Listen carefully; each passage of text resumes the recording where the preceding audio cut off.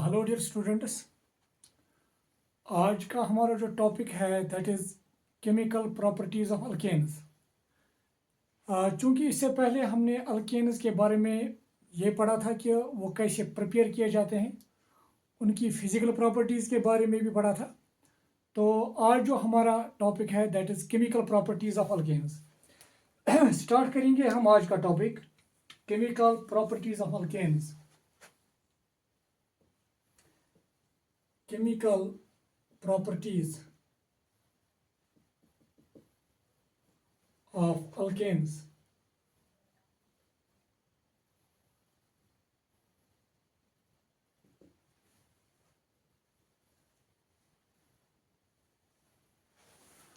और जब भी हम अल्केन्स की बात करते हैं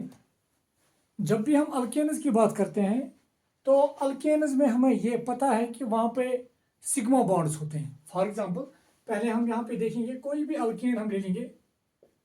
late we have alkane like this, और डेफिनेटली आपको इसका नाम पता होगा, इट इज इथेन। तो जब भी हम किसी अल्केन को देखते हैं तो वहां पे हम सिंगल बॉन्ड्स देखते हैं, जैसे कि यहाँ पे है कार्बन हाइड्रोजन बॉन्ड या कार्बन कार्बन बॉन्ड। तो हमें अल्केन्स में या कार्बन कार्बन सिंगल बॉन्ड्स मिलेंगे या कार्बन हाइड्रोजन बॉन्ड्स। और ये जो कार्बन हाइड्रोजन बॉन्ड या कार्बन कार्बन बॉन्ड्स हैं, they are all sigma bonds. तो अल्केन्स में जो भी बॉन्ड्स हैं they are all sigma bonds, और इन सिग्मा बॉन्ड्स को ब्रेक करना मुश्किल है।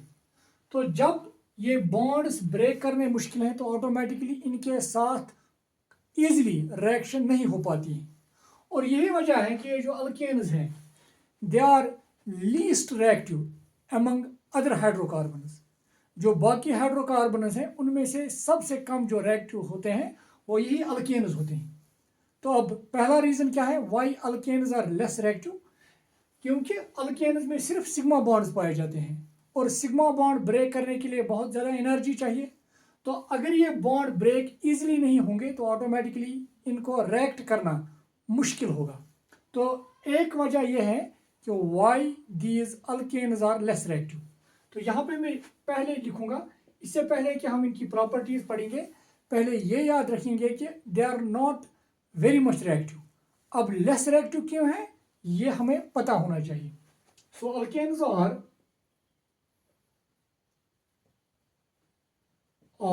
less reactive due to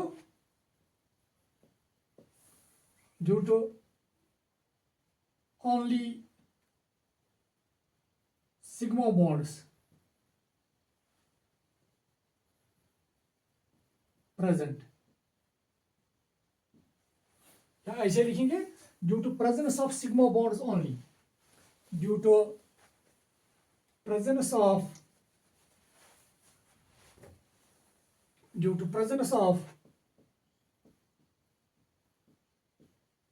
sigma bonds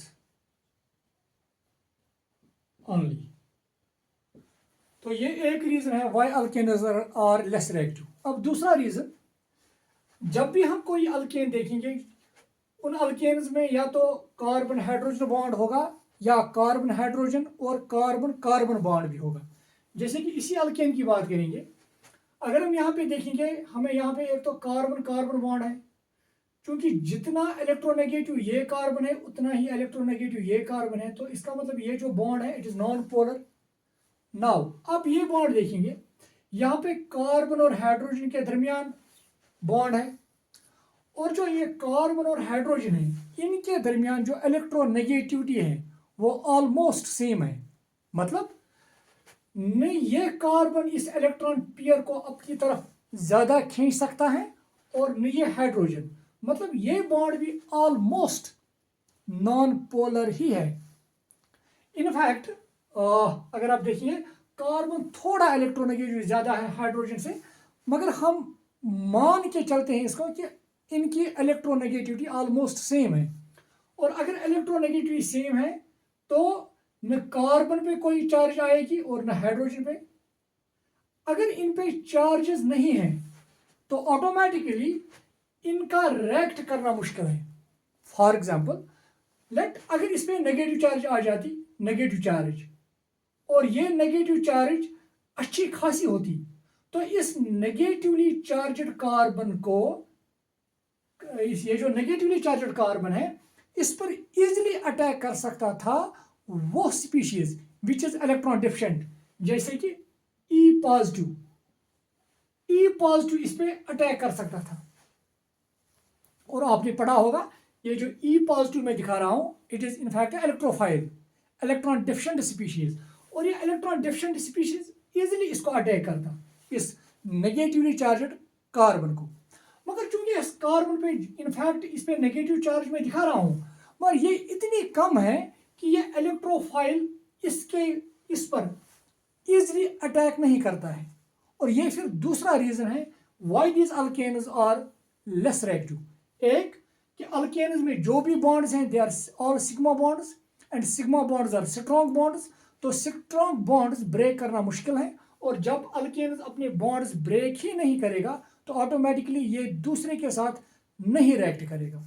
दूसरी बात जो मैं यहाँ पे जो मैंने अभी यहाँ पे कही कि जो भी इस अल्केन्स में बॉन्ड्स हैं, ये सभी bonds almost they are non polar.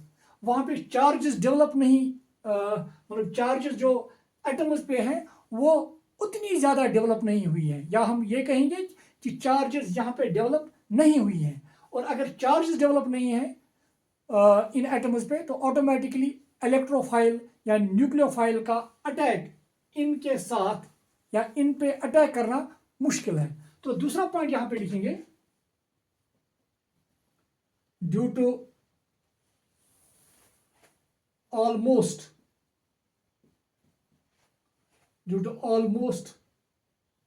Non polar bonds.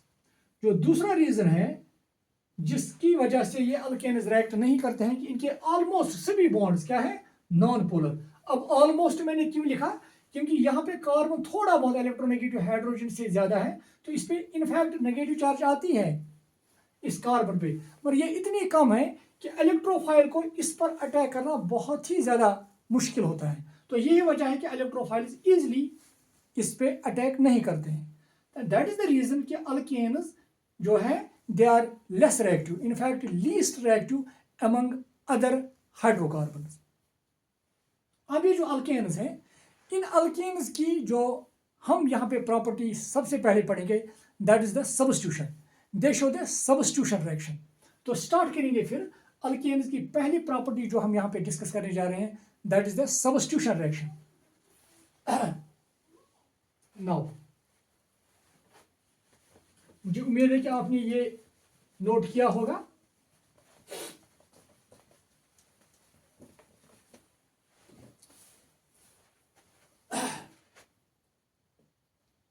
Substitution reaction of alkanes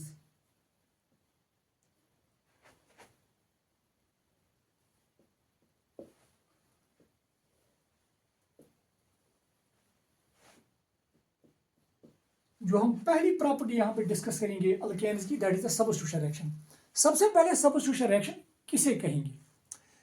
substitution reaction वो रिएक्शन होती है जहां पे किसी सबस्ट्रेट में एटम या ग्रुप ऑफ एटम्स दूसरे किसी एटम या ग्रुप ऑफ एटम से रिप्लेस हो। फॉर एग्जाम्पल यहां पे मैं ही एग्जाम्पल देना चाहूंगा।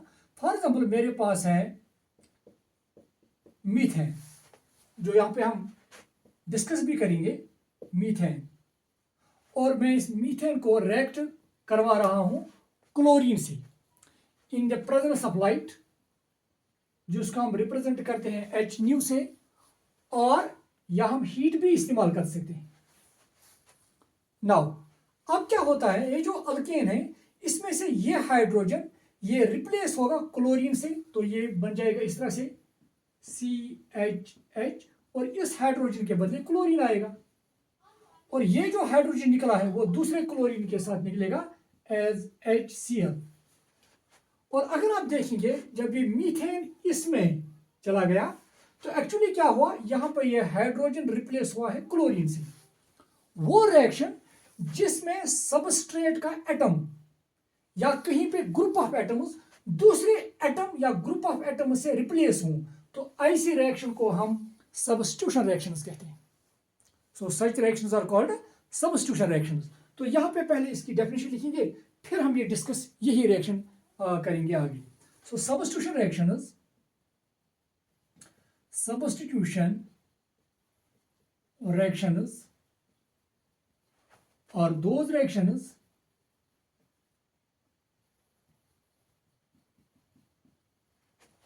in which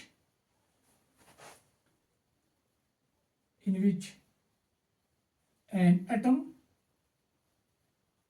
or group of atoms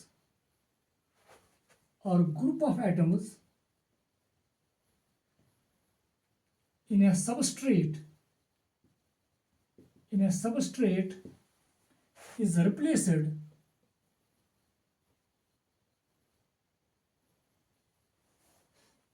by another atom or group of atoms.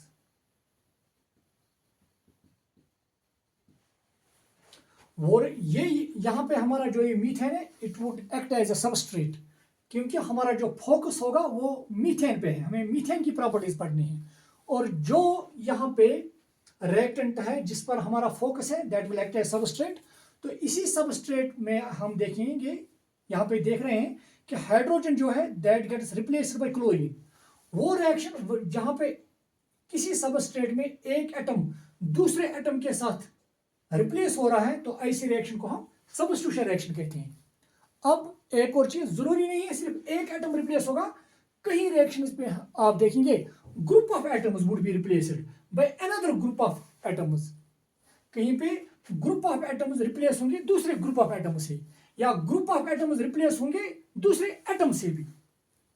तो such reactions where an atom or group of atoms is replaced by another atom or group of atoms, such reactions are called substitution reaction.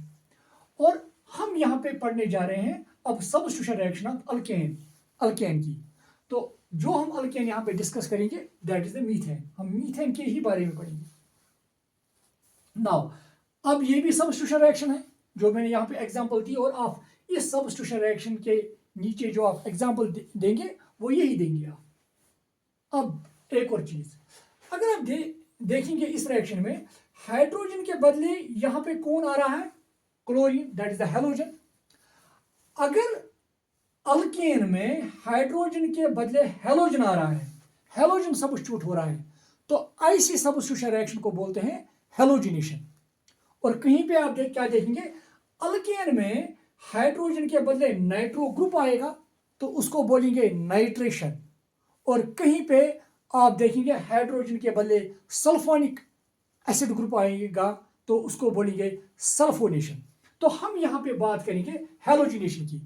तो substitution reaction तो है ही ये, मगर ये वो substitution reaction है जहां पे हाइड्रोजन रिप्लेस हुआ है क्लोरीन से। तो ऐसी सब्स्टिट्यूशन रिएक्शन को हम कहेंगे हैलोजिनेशन। और हैलोजिनेशन में भी एक स्पेसिफिक टाइप जो है, क्योंकि रिप्लेस कोई भी हैलोजन यहां पे रिप्लेस हाइड्रोजन का नहीं कर रहा है, बल्कि कौन कर रहा है, क्लोरीन। हैलोजिनेशन तो है ही ये, मगर हैलोजिनेशन में भी एक specific type that is chlorination.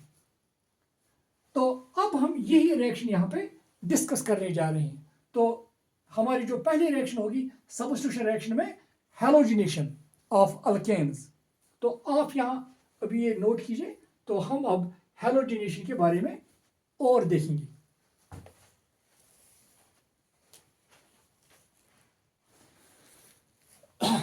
मुझे उम्मीद है कि आपने ये नोट किया होगा। तो अब हम हैलोजिनेशन के बारे में देखेंगे।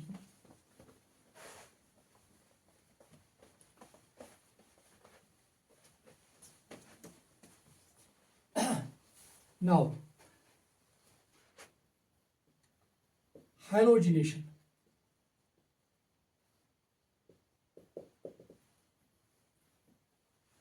तो हम यहां पे जो एग्जांपल देने जा रहे हैं दैट इज अगेन हम मीथेन की बात करेंगे। अगर हम मीथेन को रिएक्ट करवाएंगे क्लोरीन के साथ, in presence of light or heat, we get CH3Cl or HCl. नाम इसका है methane. It is chlorine. It is chloromethane. और ये है हाइड्रोजन क्लोराइड. नाउ ये जो रिएक्शन है जहां पे हाइड्रोजन रिप्लेस हुआ है क्लोरीन से, तो it is a substitution reaction. मगर वो सब्स्टिट्यूशन रिएक्शन जहां पे हाइड्रोजन के बदले कोई हेलोजन आया है यहाँ पे, so that is the reason it is called halogenation. That substitution reaction where hydrogen of alkane is replaced by halogen, then it is called halogenation. And if this halogen is chlorine, then halogenation is called chlorination. और ये फिर chlorination of methane की हम यहाँ पे बात कर रहे हैं. तो जब हम ये रिएक्शन देख रहे हैं, हमने देखा कि यहाँ पे जो हमारा प्रोडक्ट यहाँ पे मिलता है दैट इज क्लोरोमीथेन. नाउ अब इसके कुछ इंपॉर्टेंट पॉइंट्स. क्या यहाँ पे क्लोरोमीथेन ही हमें प्रोडक्ट मिलता है? In fact not. We get number of halogenated products. मतलब हमें क्लोरोमीथेन यहाँ पे नहीं मिलता है. In fact we get the product like this CH2Cl2. Dichloromethane भी हमें मिलता है यहाँ पे. हमें इनफैक्ट CHCl3 ट्राइक्लोरोमीथेन भी मिलता है यहाँ पे. हमें यहाँ पे मिलता है CCl4 टेट्राक्लोरोमीथेन. तो जब हम मीथेन की यहाँ पे क्लोरिनेशन करते हैं तो हमें एक तो मिलता है क्लोरोमीथेन, इसके साथ डाइक्लोरोमीथेन भी, ट्राइक्लोरोमीथेन भी, टेट्राक्लोरोमीथेन भी, और इनफैक्ट एक अनएक्सपेक्टेड प्रोडक्ट एक मिलता है और जिसका नाम है in fact C2H6 that is ethane. और जब हम ये रिएक्शन देखते हैं तो क्लोरोमीथेन की फॉर्मेशन तो हमें लग रही है, हाँ ये बन सकता है यहाँ पे. डाइक्लोरोमीथेन के बनने के भी कुछ चांसेस है, ट्राइक्लोरो के भी, टेट्राक्लोरो के भी. मगर ये जो ईथेन है ये कहाँ से आ गया इसमें? तो ये देखने के लिए ये सभी प्रोडक्ट्स इस रिएक्शन के द्वारा कैसे बनते हैं, तो इसके लिए हमें इसका मैकेनिज्म जानना है. तो अब हम देखेंगे इसी क्लोरिनेशन की मैकेनिज्म. एक्चुअली ये जो रिएक्शन है, सबसे पहले आपको ये याद रखना है, this reaction it is a free radical और रिएक्शन. ये जो रिएक्शन है ये एक्चुअली फ्री रेडिकल मैकेनिज्म के तहत ही होती है. और जब हम वो मैकेनिज्म देखेंगे हमें पता चल जाएगा कि क्यों इस क्लोरोमीथेन के साथ साथ डाइक्लोरोमीथेन भी बनता है, कैसे ट्राइक्लोरोमीथेन भी बनता है, कैसे टेट्राक्लोरोमीथेन भी बनता है, और कैसे ये ईथेन भी बनता है. इतना ही नहीं, हम कहीं कहीं पे ये भी देखेंगे कि ये जो हेलोजिनेशन है, कहीं पे हम क्लोरीन को सब्स्टिट्यूट करेंगे, कहीं पे ब्रोमीन को सब्स्टिट्यूट करेंगे, कहीं पे आयोडीन को सब्स्टिट्यूट करेंगे, और कहीं पे फ्लोरीन की सब्स्टिट्यूशन देखेंगे हम. और स्टार्ट करेंगे पहले क्लोरीन से. तो पहले हम इस रिएक्शन का मैकेनिज्म देखेंगे ताकि हमें ये सभी प्रोडक्ट्स समझ आए कि कहाँ से कैसे ये बन रहे हैं, और फिर हम बाकी जो ब्रोमोनेशन है, आयोडीनेशन है, उनकी बात करेंगे. तो अब हमारा जो इसके साथ नेक्स्ट जो टॉपिक होगा that is the mechanism of this chlorination. मुझे उम्मीद है कि आपने यहाँ तक ये लिखा होगा. तो स्टार्ट करेंगे अब mechanism of halogenation.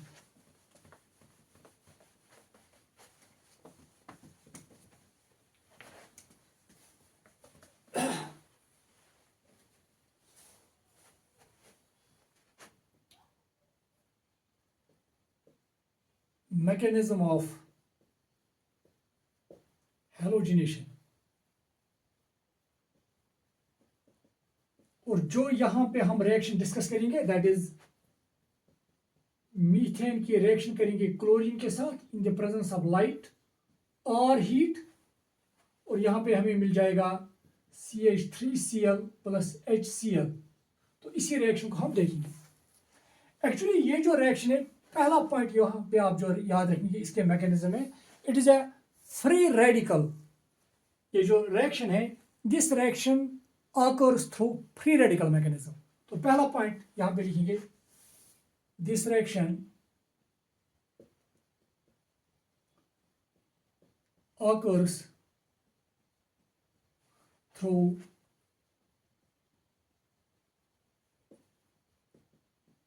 free radical mechanism। मतलब आप देखेंगे इस रिएक्शन में एक्चुअली फ्री रेडिकल्स बनेंगे। नाउ दूसरा पॉइंट जो आप इसके लिए याद रखेंगे, in fact it occurs in 3 stages. इसके 3 स्टेप्स हैं। पहला step that is called initiation, second step that is called propagation, and third step is that is called termination। तो यहां पे मैं लिखूंगा this halogenation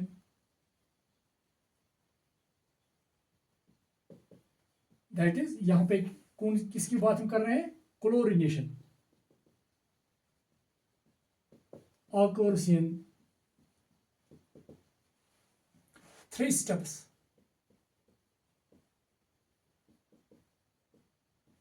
Number 1, that is initiation,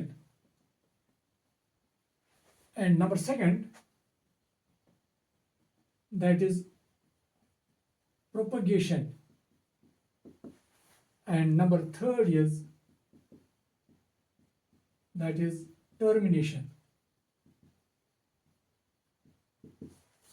Now अब initiation से स्टार्ट करेंगे। तो पहला जो यहाँ पे स्टेप है that is initiation.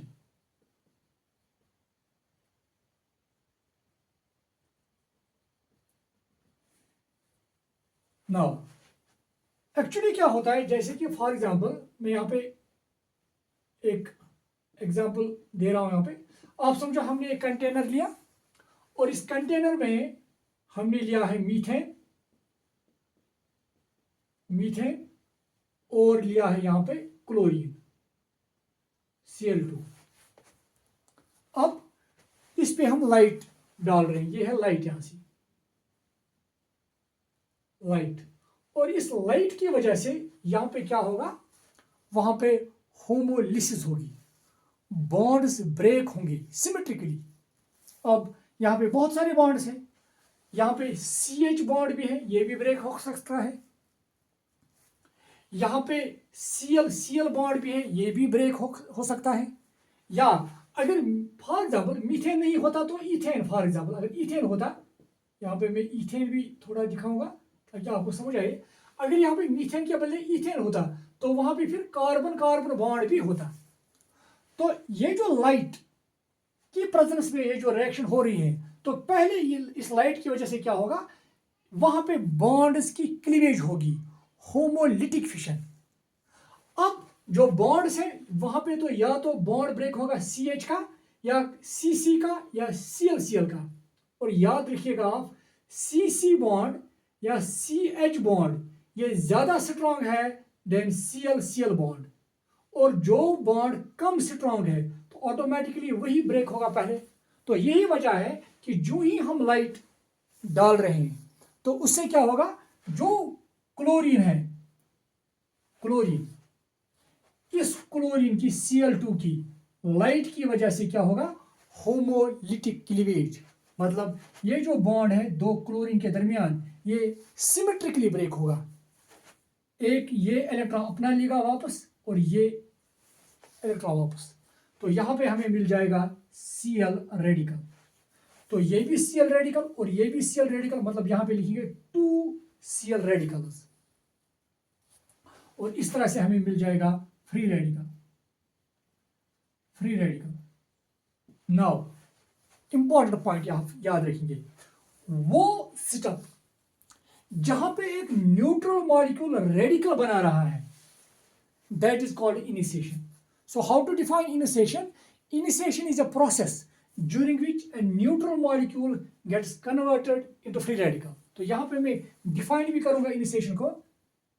It is a process during which neutral molecule forms free radicals। Now अब जो यहाँ पे फ्री रेडिकल बना है, free radicals are highly unstable, तो ऑटोमेटिकली ये जो फ्री रेडिकल है ये किसको अटैक करेगा? अगर हमने यहाँ पे मीथेन लिया है दूसरा रिएक्टेंट मीथेन, तो ये मीथेन को अटैक करेगा। क्योंकि हम मीथेन के ही बारे में यहाँ पे पढ़ रहे हैं, तो ऑटोमेटिकली ये जो Cl रेडिकल है, because of it is high unstability, it will attack this methane. तो अब जो दूसरा स्टेप होगा वो इस तरह से होगा। अब यहाँ तक नोट कीजिए। तो मैं इसको अभी रब करने जा रहा हूँ, ये पार्ट हम रब करेंगे।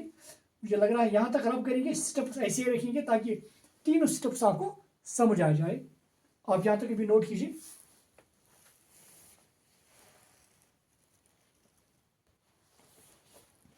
अब देखिए, इस पार्ट को अब मैं रब कर रहा हूं।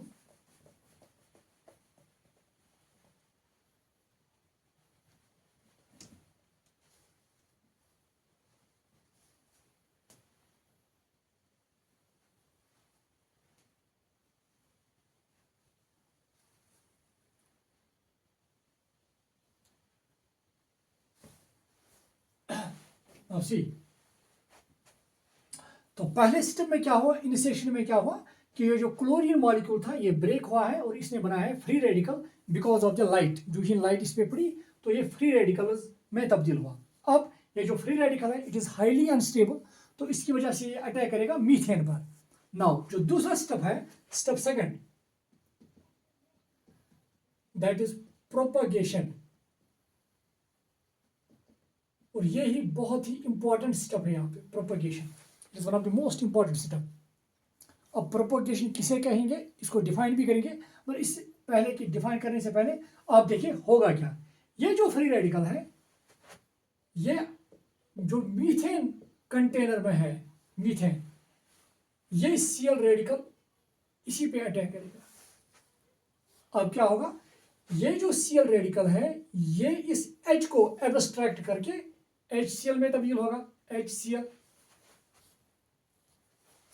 जब ये H निकालेगा यहां एज H रेडिकल, तो यहां पे बन जाएगा CH3 रेडिकल, लाइक दिस। चलो ऐसे में लिखूंगा CHH रेडिकल। और हमें पता है कि रेडिकल्स आर हाईली अनस्टेबल, तो ऑटोमेटिकली ये जो CH3 रेडिकल है अब ये फिर अनस्टेबल है। ये दूसरे क्लोरीन मॉलिक्यूल, क्योंकि जो ये कंटेनर है इसमें हमने मत एक क्लोरीन लिया होगा, इसमें मिलियंस ऑफ क्लोरीन मॉलिक्यूल होंगे, इसमें मिलियंस ऑफ मीथेन मॉलिक्यूल्स होंगे। तो जब भी हम कोई रिएक्शन करेंगे तो इसका ये हरगिज मतलब नहीं कि हम सिर्फ एक क्लोरीन ले रहे हैं, हम सिर्फ एक मीथेन मॉलिक्यूल ले रहे हैं, बल्कि millions and millions of molecules are there. तो अब क्या होगा, ये जो यहाँ पे ये CH3 रेडिकल बना, CH3 रेडिकल, देखिए आप, ये दूसरे क्लोरीन को, दूसरा क्लोरीन जो अभी न्यूट्रल है इसको क्या करेगा, ये CH3 रेडिकल इस क्लोरीन से एक क्लोरीन अपनी तरफ, इसको अपनी से मतलब इसमें से एक क्लोरीन निकलेगा यहां से और वो इस CH3 रेडिकल के साथ अटैच होगा और बनाएगा CHHH और यहां से Cl, क्योंकि यहां में से इसमें से एक Cl आ गया, जैसे कि मैं इस तरह से दिखाऊंगा, और यहां से फिर बना Cl रेडिकल। अब देखिए ये थोड़ा साइड में रखेंगे। नाउ अब ये बना। अब ये जो Cl रेडिकल है, अब देखिए यहां पे दूसरे स्टेप में क्या हुआ, मीथेन मॉलिक्यूल Cl रेडिकल के साथ इसने रिएक्ट किया, तो यहां पे बना HCl और CH3 रेडिकल। CH3 रेडिकल फिर अनस्टेबल है, ये दूसरे क्लोरीन न्यूट्रल क्लोरीन मॉलिक्यूल के साथ रिएक्ट करके वहां से Cl निकालकर CH3Cl बनाएगा और Cl रेडिकल। अब ये Cl रेडिकल अगर आप देखेंगे, ये Cl रेडिकल फिर ये वाली रिएक्शन करेगा, क्योंकि Cl रेडिकल बना, ये Cl रेडिकल फिर एक और मीथेन मॉलिक्यूल को अटैक करेगा इस तरीके से, वहां पे फिर HCl CH3 रेडिकल बनेगा, वो CH3 रेडिकल फिर दूसरे Cl2 के साथ मिलकर ये बनाएगा। इस तरह से ये जो दो रिएक्शंस ये रिपीट होते जाएंगी। मैं फिर यहाँ पे दोहरा रहा हूँ, मीथेन मॉलिक्यूल Cl रेडिकल के साथ रिएक्ट करेगा और Cl रेडिकल के साथ रिएक्ट करके ये क्या बनाएगा, CH3 रेडिकल। क्योंकि CH3 रेडिकल फिर अनस्टेबल है, ये दूसरे Cl2 मॉलिक्यूल के साथ रिएक्ट करके यहाँ पे CH3Cl बना के और Cl रेडिकल बनाएगा। ये Cl रेडिकल अब आप देखिए ये वाली रिएक्शन रिपीट करेगा। यहाँ पे जो Cl रेडिकल है, ये Cl रेडिकल एक और मीथेन मॉलिक्यूल के साथ रिएक्ट करेगा, ये वाली रिएक्शन रिपीट होगी, वहां पे फिर CH3 रेडिकल बनेगा, वो CH3 रेडिकल फिर दूसरे Cl2 मॉलिक्यूल के साथ रिएक्ट करेगा, फिर इस तरह से Cl रेडिकल बनेगा। इस तरह से ये दो रिएक्शंस रिपीट होते जाएंगे और इनका ये कंटिन्यूअसली रिपीट होना मतलब प्रोपगेट होंगे ये। That is why these steps are called propagation steps. Now तो इसमें से एक प्रोपगेशन स्टेप तो ये है और एक प्रोपगेशन स्टेप ये है। अब ये जो स्टेप्स है अगर आप देखेंगे, इनमें क्या हो रहा है कि एक फ्री रेडिकल न्यूट्रल मॉलिक्यूल के साथ रिएक्ट करता है, फ्री रेडिकल न्यूट्रल मॉलिक्यूल के साथ रिएक्ट करता है और फिर फ्री रेडिकल बना रहा है। वो रिएक्शन जहां पे एक फ्री रेडिकल न्यूट्रल मॉलिक्यूल के साथ रिएक्ट करके फिर फ्री रेडिकल बनाता है, तो ऐसे स्टेप को हम प्रोपगेशन स्टेप कहते हैं। सो प्रोपगेशन स्टेप में क्या होता है, फ्री रेडिकल न्यूट्रल मॉलिक्यूल के साथ रिएक्ट करके फिर फ्री रेडिकल बना रहा है। जरा यहां पे देखिए आप, यहां पे फिर फ्री रेडिकल है, न्यूट्रल मॉलिक्यूल के साथ रिएक्ट कर रहा है, फिर फ्री रेडिकल बना रहा है, तो ये भी एक प्रोपगेशन स्टेप है। So these two are propagation steps. जिस तरह से मैंने आपको कहा कि इनिशिएशन वो प्रोसेस है जहां पे न्यूट्रल मॉलिक्यूल फ्री रेडिकल बना रहा है, प्रोपगेशन वो प्रोसेस है जहां पे फ्री रेडिकल न्यूट्रल मॉलिक्यूल के साथ रिएक्ट करके फिर फ्री रेडिकल बना रहा है। तो फिर ये दोनों स्टेप्स क्या है, actually they are propagation steps. तो प्रोपगेशन को यहां पे डिफाइन करेंगे, it is a process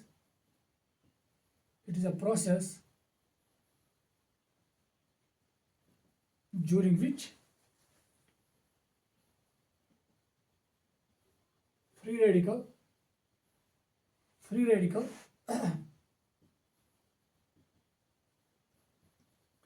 reacts with neutral molecule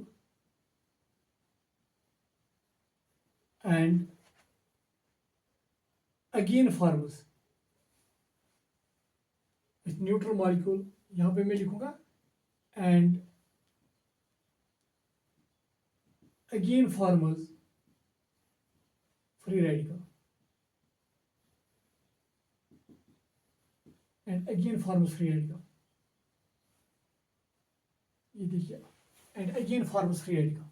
तो वो प्रोसेस जहां पे एक फ्री रेडिकल न्यूट्रल मॉलिक्यूल के साथ रिएक्ट करके फिर फ्री रेडिकल बना रहा है, तो ऐसे स्टेप्स को हम प्रोपगेशन स्टेप्स कहते हैं।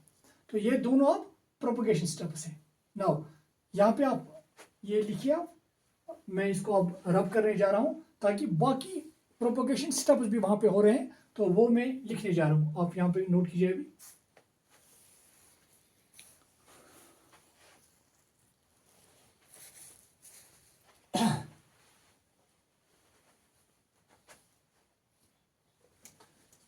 पूरा रब करेंगे आप नीचे भी।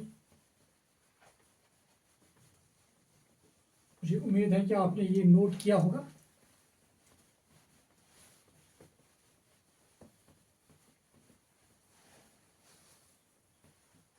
अब देखिए, अगर आप इन दो स्टेप्स को गौर से देखेंगे तो इन स्टेप्स में क्या हो रहा है, ये जो मीथेन है मीथेन Cl रेडिकल के साथ CH3 रेडिकल बना रहा है और HCl जो एक प्रोडक्ट है जो आप देखेंगे यहाँ पे। और दूसरे सिस्टम में क्या हो रहा है, ये जो CH3 रेडिकल है ये Cl2 के साथ रिएक्ट करके क्लोरोमीथेन बना रहा है जो हमारा दूसरा प्रोडक्ट है यहाँ पे। नाउ तो इसका मतलब विथ पैसेज ऑफ टाइम ये जो मीथेन है यहाँ पे, मीथेन, ये जो मीथेन है, मीथेन क्लोरोमीथेन में तब्दील हो रहा है। इसमें जो यहाँ पे मीथेन था ये क्लोरोमीथेन में तब्दील हो रहा है। तो automatically with passage of time जो क्लोरोमीथेन होगा, क्लोरोमीथेन, इनकी मॉलिक्यूल्स की तादाद जो होगी वो बढ़ती जा रही होगी, या हम ये कहेंगे क्लोरोमीथेन की कंसंट्रेशन वहाँ पे अब यहाँ पे ये जो क्लोरोमीथेन है इसकी कंसंट्रेशन वहाँ पे बढ़ती जाएगी। और जब क्लोरोमीथेन मॉलिक्यूल ज़्यादा से ज़्यादा बनेंगे वहाँ पे, तो अब क्या पॉसिबिलिटी है, ये अगर आप देखेंगे ये जो Cl रेडिकल है, ये Cl रेडिकल किसके साथ रिएक्ट करता था, मीथेन के साथ। मगर अगर क्लोरोमीथेन मॉलिक्यूल बढ़ रहे हैं और यहाँ पे ये जो Cl रेडिकल है, Cl रेडिकल कोलाइड करता था इसके साथ और ये वाली रिएक्शन होती थी। अगर मीथेन मॉलिक्यूल अब कम हो रहे हैं क्योंकि ये तब्दील हो रहे हैं इसमें और इनकी तादाद बढ़ रही है, तो पॉसिबिलिटी है ये क्लोरीन रेडिकल है, ये क्लोरीन फ्री रेडिकल जो है वो अब मीथेन के साथ रिएक्ट नहीं करेगा बल्कि ये डायरेक्ट इसको अटैक कर सकता है। मतलब अब एक रिएक्शन ये भी पॉसिबल है वहां पे। तो जो स्टेप सी में लिख रहा हूं, तो अब ये भी पॉसिबिलिटी है क्योंकि इसकी कंसंट्रेशन बढ़ रही है, इसकी कंसंट्रेशन घट रही है, तो अब जो ये क्लोरीन फ्री रेडिकल है इसके चांसेस इसके साथ रिएक्ट करने के बढ़ रहे हैं। तो यहाँ पे रिएक्शन इस तरह की भी पॉसिबल है। ये जो क्लोरोमीथेन है ये Cl रेडिकल अब क्लोरोमीथेन के साथ ही रिएक्ट करेगा क्योंकि इसकी concentration with passage of time बढ़ रही है, तो ऑटोमेटिकली ये क्लोरीन फ्री रेडिकल इसके साथ रिएक्ट करके यहां से H निकालेगा एज HCl, H और Cl, HCl, तो यहां पे बन जाएगा ये वाला CH2Cl फ्री रेडिकल। फिर ये जो CH2Cl फ्री रेडिकल है ये फिर रिएक्टिव है, ये फिर रिएक्ट करेगा एक और Cl2 मॉलिक्यूल के साथ। तो डी स्टेप में यहां पे लिख रहा हूं ये जो CH2Cl फ्री रेडिकल है ये Cl2 मॉलिक्यूल के साथ रिएक्ट करके यहाँ पे एक और क्लोरीन निकालेगा और यहाँ पे बनेगा CH2Cl2। CH2 अब ये Cl और ये Cl हो गए Cl2 और यहाँ पे फिर Cl रेडिकल।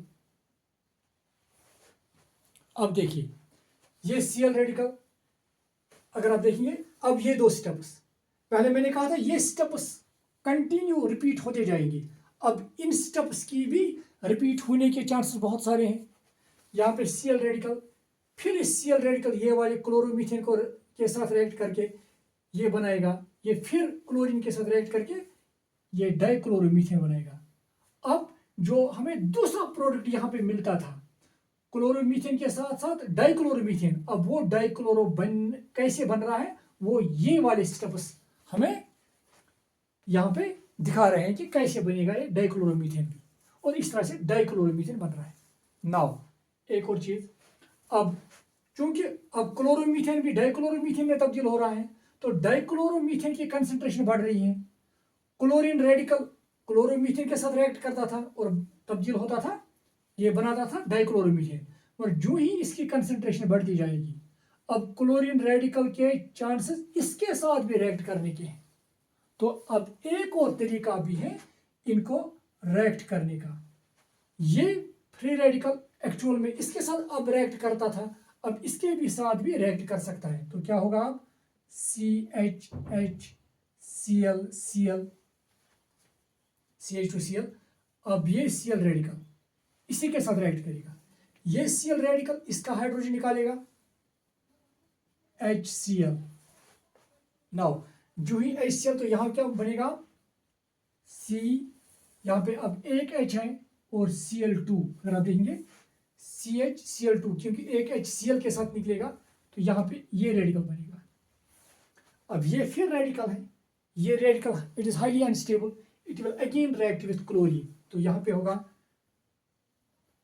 एक और स्टेप, ये जो CH Cl2 रेडिकल है ये Cl2 के साथ रिएक्ट करके Cl2 के साथ, तो यहाँ से एक क्लोरीन निकालेगा तो बन जाएगा ये CHCl3 और फिर Cl फ्री रेडिकल। ये Cl फ्री रेडिकल फिर इसके साथ रिएक्ट करके CHCl2 रेडिकल बनाएगा, CHCl2 रेडिकल फिर Cl2 के साथ रिएक्ट करके CHCl3 प्लस Cl रेडिकल। तो ये स्टेप्स फिर रिपीट होंगे। जिस तरह से ये दो स्टेप्स रिपीट हो रहे थे, उसके बाद ये दो स्टेप्स भी रिपीट हो रहे थे, अब ये दो स्टेप्स भी रिपीट हो रहे हैं। नाउ फिर ये जो CH2Cl2 ये तब्दील हो रहा है CHCl3 में, मतलब हम ये कहेंगे इसकी कंसंट्रेशन अब फिर बढ़ती चली जाएगी। अब जो Cl रेडिकल एक्चुअल में इसके साथ इस वक्त रिएक्ट करता था, अब इसके चूंकि इसकी कंसंट्रेशन बढ़ रही है तो इसके चांसेस इसके साथ रिएक्ट करने के भी हैं। तो अब जो एक और तरीका है ये Cl रेडिकल इस पे अटैक करेगा। तो अब जो एक और पॉसिबिलिटी है, तो यहां पे मैं लिखूंगा यहां पे मैं लिखूंगा G स्टेप G। ये जो Cl रेडिकल है, Cl रेडिकल ये अब CHCl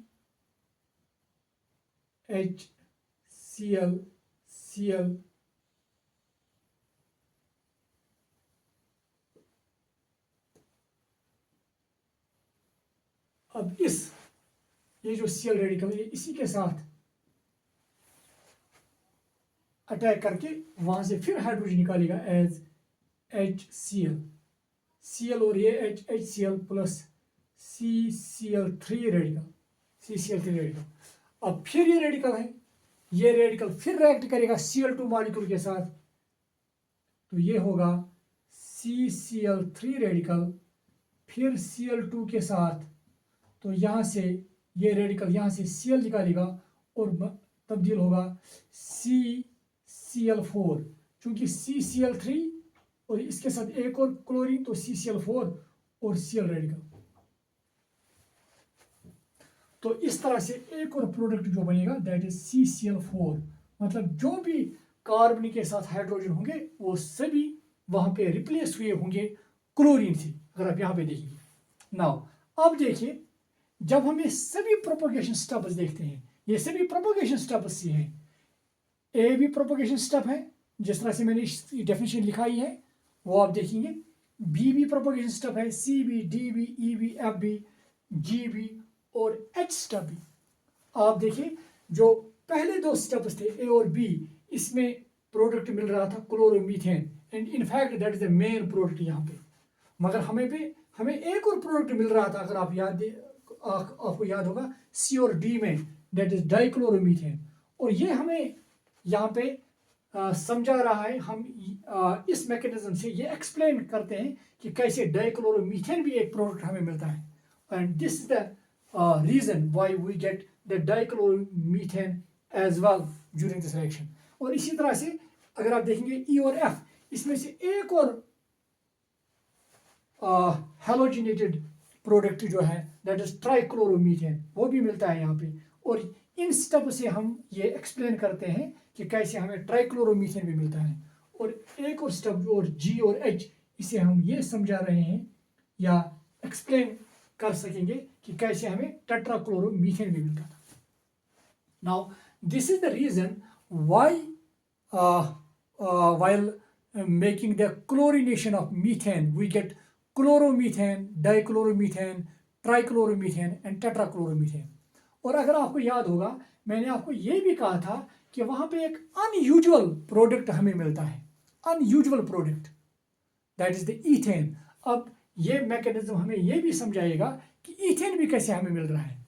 मुझे उम्मीद है कि आपको ये स्टेप्स याद होंगे या याद रहेंगे। तो इन स्टेप्स में सिर्फ एक पॉइंट आप याद रखेंगे, पहले आप क्लोरीन रेडिकल के साथ यहाँ पे रिएक्शन करवा रहे हैं, तो वहाँ पे जो रेडिकल बनेगा वो कार्बन का रेडिकल होगा वो कार्बन का रेडिकल फिर Cl2 के साथ रिएक्ट करेगा, फिर वहां पे फिर Cl रेडिकल बनेगा। और ये आपको याद रखना है। तो यहाँ पे मीथेन पहले क्लोरीन रेडिकल के साथ, तो यहाँ पे कार्बन का रेडिकल, और वो कार्बन का रेडिकल Cl2 के साथ फिर Cl रेडिकल। तो ये रेडिकल, ये रिएक्शंस पहले रिपीट होंगे। तो ये Cl रेडिकल जब इसकी कंसंट्रेशन वहां पे बढ़ रही होगी, तो जब इसकी कंसंट्रेशन अच्छी खासी होगी, तो ये Cl रेडिकल इसको भी अटैक कर सकता है। तो फिर ऐसे ही 2 स्टेप्स और होंगे जैसे कि यहाँ पे हैं। तो जब ये 2 स्टेप्स होंगे तो इसकी कंसंट्रेशन बढ़ती चली जाएगी, तो ऑटोमेटिकली ये जो Cl रेडिकल था यहाँ पे अगर आप देखेंगे C और D में, ये अटैक कर रहा था CH3Cl को, और जब इसकी कंसंट्रेशन बढ़ेगी तो ये इसको अटैक करके फिर ये वाले 2 स्टेप्स आप इजीली यहाँ पे याद रख सकते हैं। और इसी तरह से जब इसकी कंसंट्रेशन बढ़ जाएगी तो ये Cl रेडिकल इस पे अटैक करके अब ये 2 स्टेप्स इजीली याद रख सकते हैं।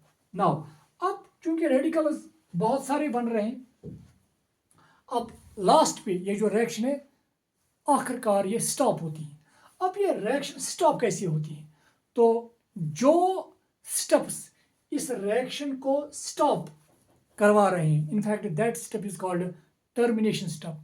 या वो टर्मिनेशन स्टेप क्या है, किस तरह से वो टर्मिनेशन स्टेप के बेसिस पे हम दिखा सकते हैं कि कैसे वहाँ पे वो कुछ अनयूजुअल प्रोडक्ट्स बनते हैं। तो यहाँ पे मैं दिखाना चाहूँगा।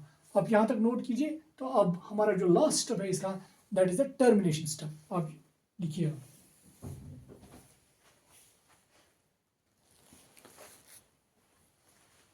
नाउ ये जो अब लास्ट स्टेप है, that is the termination step.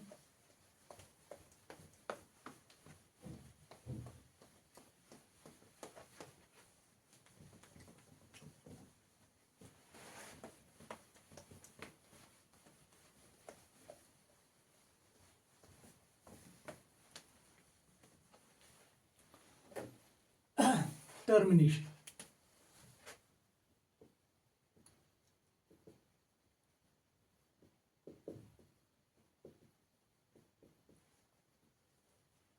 Now अब देखिए टर्मिनेशन को कैसे हम डिफाइन करेंगे। इससे पहले वो डेफिनेशन हम लिखेंगे। पहले हम देखेंगे टर्मिनेशन कैसे होती है वहाँ पे। जब भी आपने वो स्टेप्स देखे होंगे, अगर आपने वो नोट किए होंगे, तो आपने देखे होंगे कि इन स्टेप्स में Cl रेडिकल्स बन रही हैं।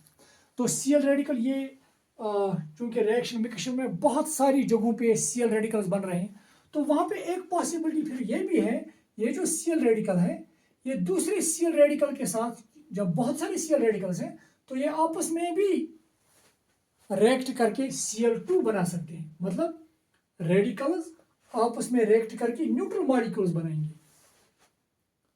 वो प्रोसेस जहां पे फ्री रेडिकल्स आपस में रिएक्ट करके न्यूट्रल मॉलिक्यूल्स बनाते हैं, इसी प्रोसेस को हम बोलते हैं टर्मिनेशन। तो यहाँ पे मैं डेफिनेशन भी लिखना चाहूंगा। The process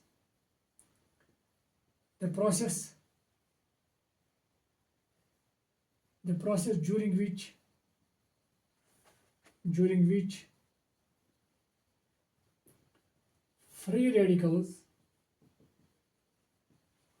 combine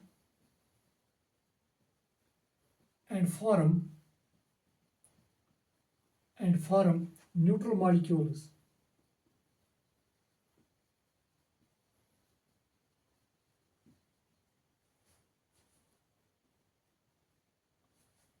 is called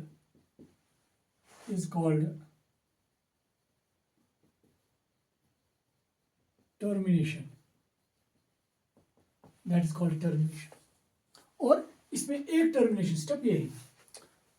दूसरी पॉसिबिलिटी अगर आपको याद होगा, अगर आपको पहले जो प्रोपेगेशन 2 स्टेप्स थी, तो वहां पे CH3 रेडिकल भी बन रहा था। अब ये CH3 रेडिकल अगर आपको याद होगा, ये एक ही जगह पे नहीं बन रहा होगा, इस बीकर में बहुत सारी जगहों पे। तो पॉसिबिलिटी है जब CH3 रेडिकल्स बहुत सारे हैं तो ये CH3 रेडिकल्स आपस में भी कंबाइन हो सकते हैं। तो वहां पे बन सकता है that is C2H6 C1H2 H3+3 6, that is ethane. और ये एक अनयूजुअल प्रोडक्ट था जो लग ही नहीं रहा था हमें कि ये बन सकता है। And this termination step shows how this ethane formation occurs during this halogenation। एक और तीसरे भी एक टर्मिनेशन स्टेप पॉसिबल है वहां पे कि CH3 रेडिकल्स बहुत सारे बन रहे होंगे कंटेनर में। अब ये CH3 रेडिकल, ये भी पॉसिबिलिटी है Cl रेडिकल भी बहुत सारे होंगे। तो ये Cl radical, Cl free radical और CH3 फ्री रेडिकल आपस में मिलकर ये भी बना सकते हैं, दैट इज CH3Cl। तो इस तरह से ये जो स्टेप्स 3 मैंने यहाँ पे दिखाए, इन स्टेप्स में फ्री रेडिकल्स कंबाइन होके न्यूट्रल मॉलिक्यूल्स बनाते हैं। तो इस तरह से रिएक्शन स्टॉप होती है। और इस टर्मिनेशन की वजह से हम एक्सप्लेन कर सकते हैं कि ये जो ईथेन वहां पे बनता है, ethane during the halogenation, during the chlorination of methane, वो कैसे बनता है। नाउ अब कुछ इंपॉर्टेंट पॉइंट्स इस हैलोजिनेशन के बारे में और जो आप याद रखेंगे। आप अभी यहां तक ये नोट कीजिए। तो अब हम थोड़ा इस पे कुछ इंपॉर्टेंट पॉइंट्स के बारे में बात करेंगे। ये टर्मिनेशन स्टेप्स आप लिखेंगे यहाँ पे, और जो ये टर्मिनेशन 3 स्टेप्स पॉसिबल थे वो भी आप यहाँ पे लिखेंगे।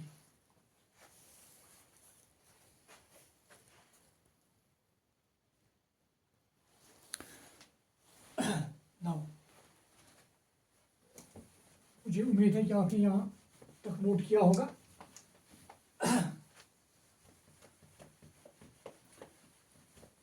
अब कुछ इंपॉर्टेंट पॉइंट्स जो आप इस हैलोजिनेशन के बारे में याद रखेंगे। नंबर 1, रिएक्शन इस तरह से थी, Cl2 लाइट और हीट, टेम्परेचर ऑफ, अगर आप टेम्परेचर बहुत ज़्यादा देंगे इवन इन डार्क ये रिएक्शन होगी उस वक्त, मगर टेम्परेचर की वजह से, या आप सिंपली सनलाइट का इस्तेमाल कर सकते हैं। तो यहाँ पे बनता था हमें CH3Cl + HCl, और बाकी भी ये डाइक्लोरोमीथेन, ट्राइक्लोरोमीथेन और टेट्राक्लोरोमीथेन भी बनता था। मगर हम ये वाली रिएक्शन भी लिख सकते हैं इस तरह से, और ये भी पता होना चाहिए बाकी यहाँ पे बाकी प्रोडक्ट्स भी बनते हैं। नाउ इंपॉर्टेंट पॉइंट जो यहाँ मैं कहना चाहूँगा, अगर आप चाहते हैं कि ये CH3Cl मेन प्रोडक्ट बनना चाहिए, मेन प्रोडक्ट मतलब जो डाइक्लोरोमीथेन है, ट्राइक्लोरोमीथेन है, उससे बहुत ज़्यादा ये बनना चाहिए क्लोरोमीथेन। तो उसके लिए आपको क्या करना चाहिए, ये फिर आपको एक्सेस में रखना है। तो ये आपको एक्सेस में रखना है। तो अगर आप मीथेन को एक्सेस में ले लेंगे तो आपका मेन प्रोडक्ट जो बनेगा that would be the chloromethane. क्योंकि जब ये एक्सेस में होगा तो मीथेन के ही ज़्यादा चांसेस है। अगर आप देखेंगे, मैं फिर आपको याद दिला रहा हूँ, जब आप प्रोपोगेशन देखेंगे तो प्रोपोगेशन में मीथेन को क्लोरीन के साथ रिएक्ट करना है क्लोरोमीथेन बनाने के लिए। तो अगर आपने मीथेन को बहुत ज़्यादा रखा होगा तो वहाँ पे क्लोरीन रेडिकल के चांसेस मीथेन के साथ ही रिएक्ट करने के फिर ज़्यादा होंगे। तो ऑटोमेटिकली यही प्रोडक्ट फिर मेजर प्रोडक्ट हमें मिल जाएगा। नाउ और ये जो रिएक्शन थी हमने यहाँ पे क्लोरीन को यहाँ पे सबस्टिट्यूट किया है। So this is example of chlorination. Now अगर मैं एक और रिएक्शन इस तरह से लिखूं, CH3 प्लस Br2, यही कंडीशन HNu और हीट, तो यहाँ पे क्या होगा, ये इथेन मैंने यहाँ पे लिया तो हाइड्रोजन रिप्लेस होगा Br से, so we get CH3 CH2Br और HBr। तो यहाँ पे चूंकि इथेन में हाइड्रोजन रिप्लेस हुआ Br से, ब्रोमीन से, तो इस सब्स्टिट्यूशन रिएक्शन को बोलते हैं ब्रोमोनेशन।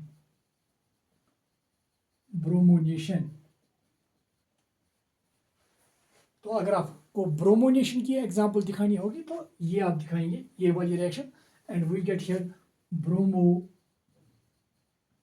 इथेन।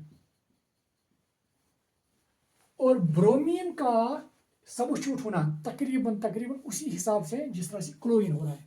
नाउ अब एक और क्लोरीन की भी सब्स्टिट्यूशन हुई, ब्रोमीन की भी। अगर आयोडीन की सब्स्टिट्यूशन हम करते तो क्या करना पड़ता है यहाँ पे, ये भी आप लिखेंगे यहाँ पे।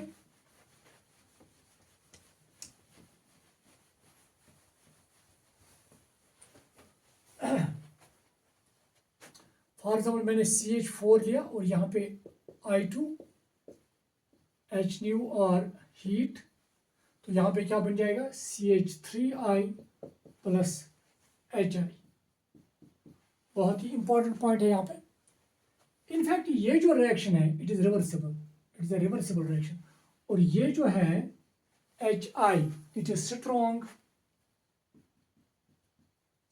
रिड्यूसिंग एजेंट,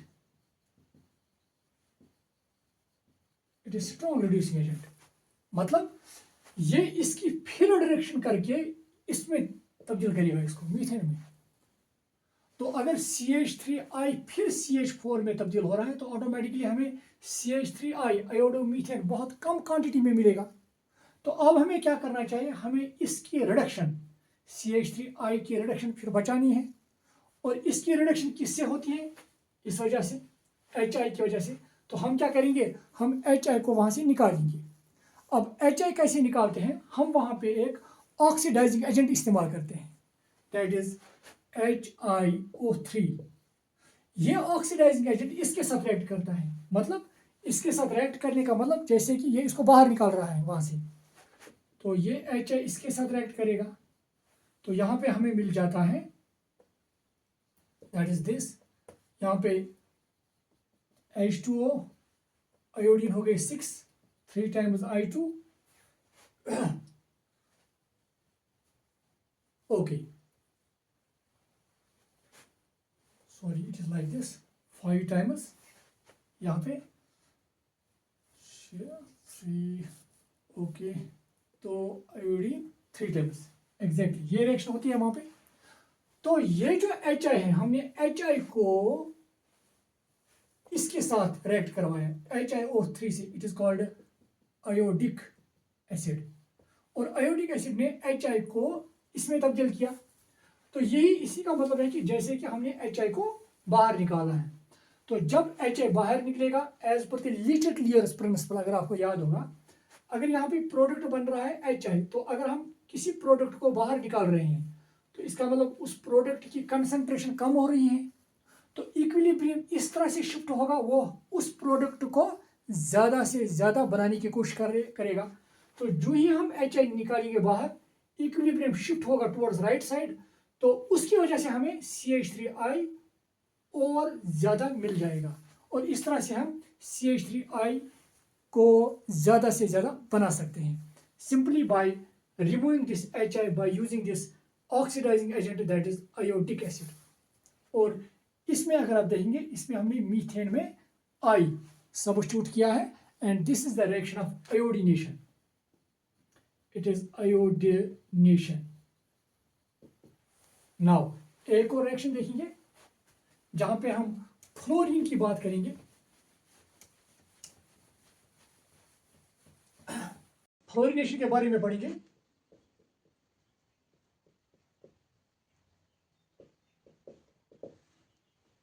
सबसे पहले जो फ्लोरीनेशन के बारे में हमें यहाँ याद रखना है, अल्केन्स की हम डायरेक्ट फ्लोरीनेशन नहीं करवाते हैं। क्यों नहीं करवाते हैं, यहाँ पे आपको मैं इसका रीजन बताने जा रहा हूँ। अगर फॉर एग्जांपल हम एक अल्केन लेंगे यहाँ पे लाइक दिस, मैंने यहाँ पे इथेन की बात की है, और अगर हम इसको रिएक्ट करवाना चाहते हैं फ्लोरीन के साथ in the presence of light, देखिए इनफैक्ट जब फ्लोरीन इस अल्केन के साथ रिएक्ट करेगा the reaction is highly exothermic, वहां पे बहुत सारी हीट एनर्जी निकलती है, और वो हीट एनर्जी, वो बहुत सारी हीट एनर्जी जो यहाँ पे निकलती है वो इस अल्केन में रिंडम क्लीवेज ऑफ बॉन्ड्स कर देता है। फॉर एग्जाम्पल वहां पे कार्बन हाइड्रोजन बॉन्ड्स भी ब्रेक होते हैं, वहां पे कार्बन कार्बन बॉन्ड्स भी ब्रेक होते हैं, और जिसकी वजह से वहां पे मिक्सचर ऑफ प्रोडक्ट्स बनते हैं। तो डायरेक्ट फ्लोरीनेशन हम अगर अल्केन की करेंगे वहां पे मिक्सचर ऑफ प्रोडक्ट्स बनते हैं, जैसे कि यहां पे मैं लिखूंगा mixture of products, mixture of products. और ये जो मिक्सचर ऑफ प्रोडक्ट्स हैं, ये बहुत सारे प्रोडक्ट्स जो वहां पे बन रहे हैं, due to random cleavage of bonds, उनको फिर सेपरेट करना मुश्किल है। और यही वजह है कि हम जो कोई डिजायर्ड प्रोडक्ट बनाना चाहते हैं वो हमें उस मकदार में नहीं मिलता है, और यही वजह है कि हम डायरेक्ट फ्लोरिनेशन नहीं करते हैं। नाउ एक और पॉइंट, अब ये जो डायरेक्ट फ्लोरिनेशन अगर हम नहीं करते तो अब कैसे ये रिएक्शन करते हैं? एक तरीका ये भी है कि हम क्या करेंगे, इस फ्लोरीन को डाइल्यूट करेंगे, इस फ्लोरीन को डाइल्यूट करेंगे। डाइल्यूट हम कैसे करते हैं? बाय एडिंग नाइट्रोजन और आर्गन। नाइट्रोजन और आर्गन ऐड करने से हम नाइट्रोजन इस फ्लोरीन की कंसंट्रेशन डिक्रीज करेंगे, या हम कहेंगे ये कि इसको डाइल्यूट करेंगे। अब जैसे कि फॉर एग्जांपल अगर मैं एक एग्जांपल यहाँ पे ले रहा हूं कि अगर फॉर एग्जांपल इसमें फ्लोरीन है, नेट इसमें फ्लोरीन है, तो अगर यहां पे फॉर एग्जांपल फ्लोरीन मॉलिक्यूल्स है, फ्लोरीन मॉलिक्यूल्स, फ्लोरीन मॉलिक्यूल्स, ये एक कंटेनर है और इस कंटेनर में फ्लोरीन मॉलिक्यूल्स हैं।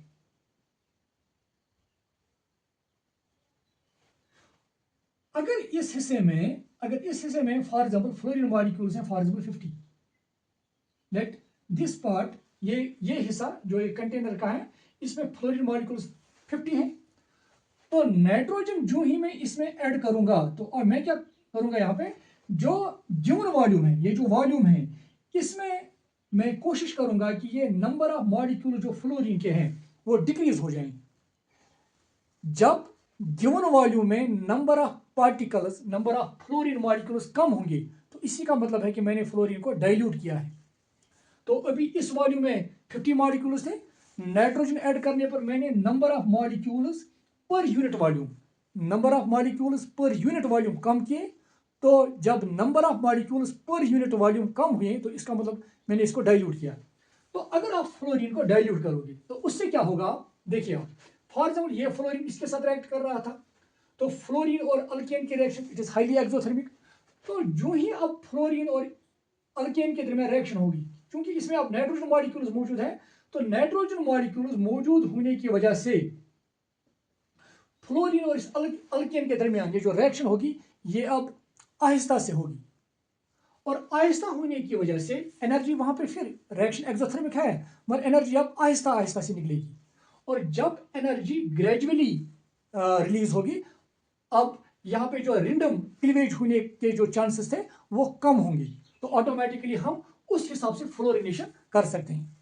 तो एक तरीका है कि अगर हम डायरेक्ट फ्लोरिनेशन करना चाहते हैं तो हमें क्या करना चाहिए कि हमें फ्लोरीन को फिर डाइल्यूट करना है, ताकि ये जो रिएक्शन है ये ग्रेजुअली हो जाएगी। ऑटोमेटिकली वहां पे जो एनर्जी एक साथ निकलती थी बहुत ज़्यादा वो अब आहिस्ता आहिस्ता से निकलेगी, तो ऑटोमेटिकली जो रिंडम क्लीवेज होती थी एक अल्केन की वो नहीं होगी, तो हमें डिजायर्ड प्रोडक्ट मिल सकता है। ये एक तरीका है।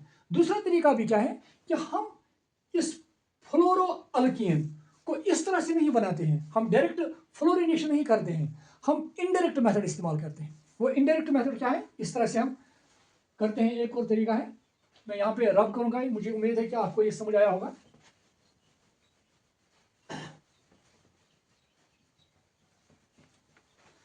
हम डायरेक्ट फ्लोरिनेशन के बदले इनडायरेक्ट फ्लोरिनेशन भी कर सकते हैं, जैसे कि यहाँ पे CH3 CH2Cl हम पहले से ही अल्काइल हैलाइड लाते हैं, जैसे कि यहाँ पे हमने क्लोरोईथेन लिया, क्लोरोईथेन, और इस क्लोरोईथेन की रिएक्शन करवाते हैं किसी इनऑर्गेनिक सॉल्ट से, जैसे कि Hg2F2, ये है मर्क्यूरस फ्लोराइड। हम AgF भी यूज कर सकते हैं, हम SbF3 भी इस्तेमाल कर सकते हैं, हम AsF3 भी इस्तेमाल कर सकते हैं।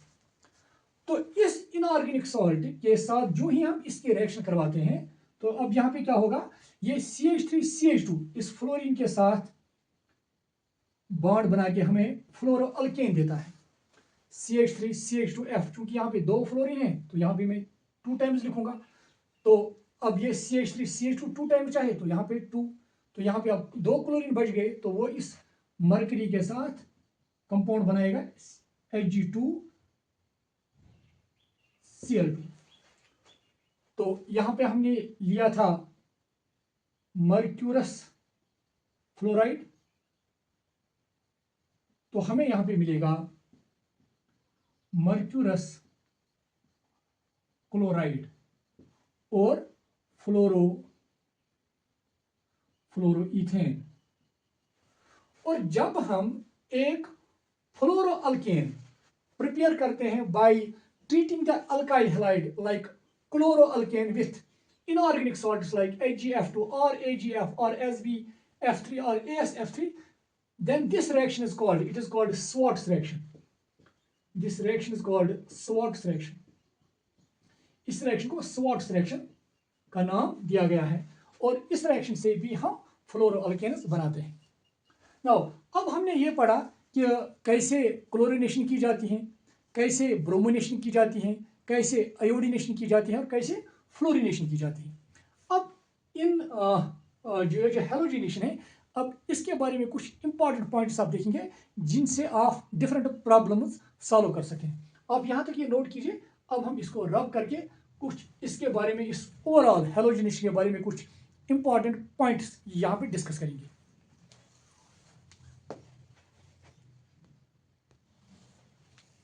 नाउ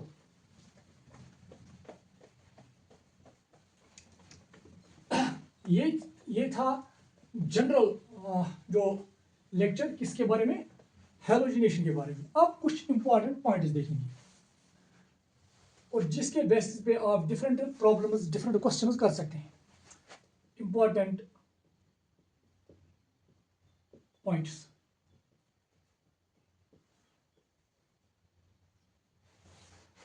जो सबसे पहला पॉइंट आप याद रखेंगे, किसी गिवन अल्केन, अगर कोई अल्केन है, for a given alkane, the reactivity of different halogens,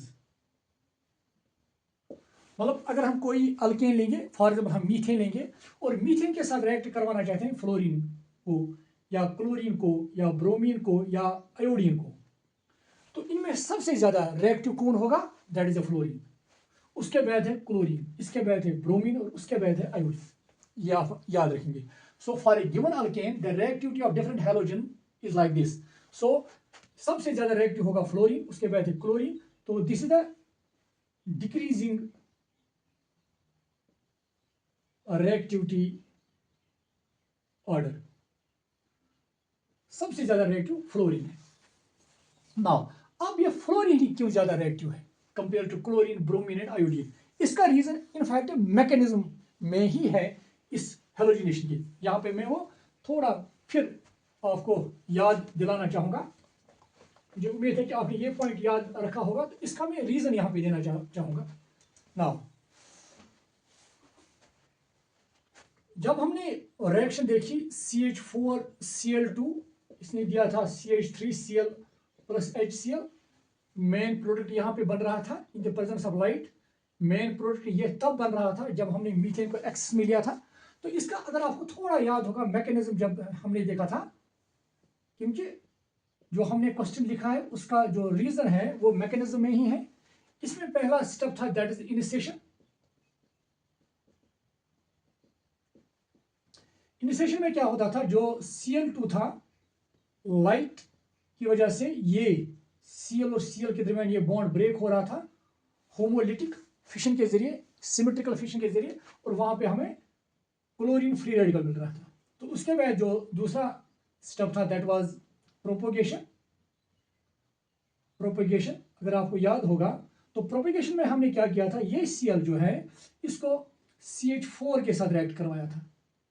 ये जो Cl रेडिकल है ये CH4 के साथ रिएक्ट कर रहा था, तो हमें मिल रहा था वहां पे HCl, यहाँ पे HCl और CH3 रेडिकल, और यहाँ पे CH3 रेडिकल हमें मिल रहा था। आप उस मैकेनिज्म को देख सकते हैं।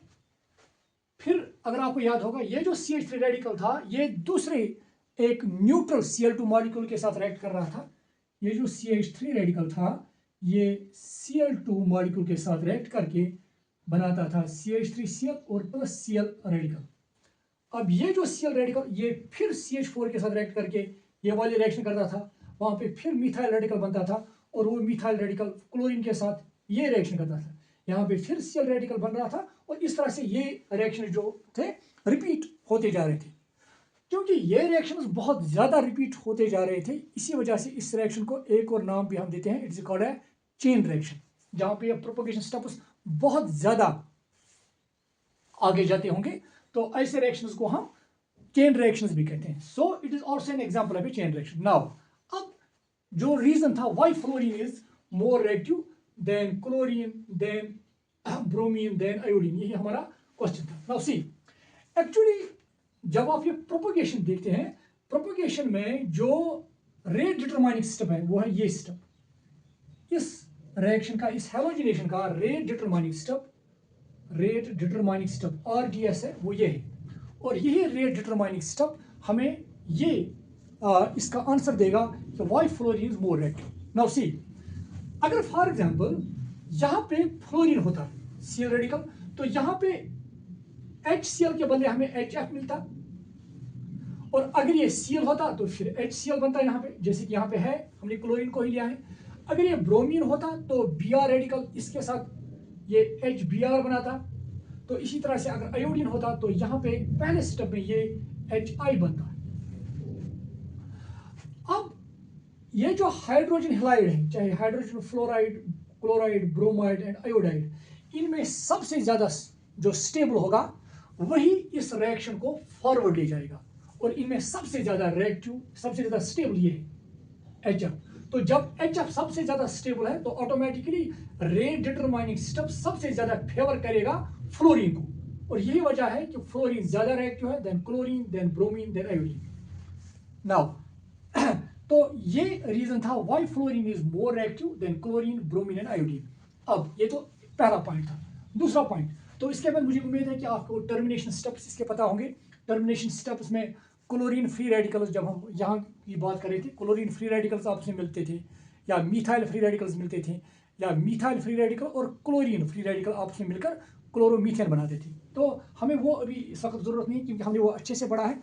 तो जो हमें यहाँ पे जो क्वेश्चन था उसका आंसर हमें इस स्टेप से मिलता है, क्योंकि ये जो हाइड्रोजन हैलाइड है, जिसके साथ ये सबसे ज़्यादा स्टेबल होगा, जिसके साथ ये हाइड्रोजन हैलाइड सबसे ज़्यादा स्टेबल बनेगा, उसी हैलोजन के साथ ये रिएक्शन सबसे ज़्यादा तेज होगी। मतलब चूंकि HF सबसे ज़्यादा स्टेबल है तो ये रिएक्शन फ्लोरीन के साथ सबसे ज़्यादा ये रिएक्शन सबसे ज़्यादा तेज होगी, किसके साथ? फ्लोरीन के साथ, या हम ये कहेंगे फ्लोरीन सबसे ज़्यादा रिएक्टिव है than chlorine, bromine and iodine. तो ये था पहला पॉइंट। अब देखिए दूसरा पॉइंट।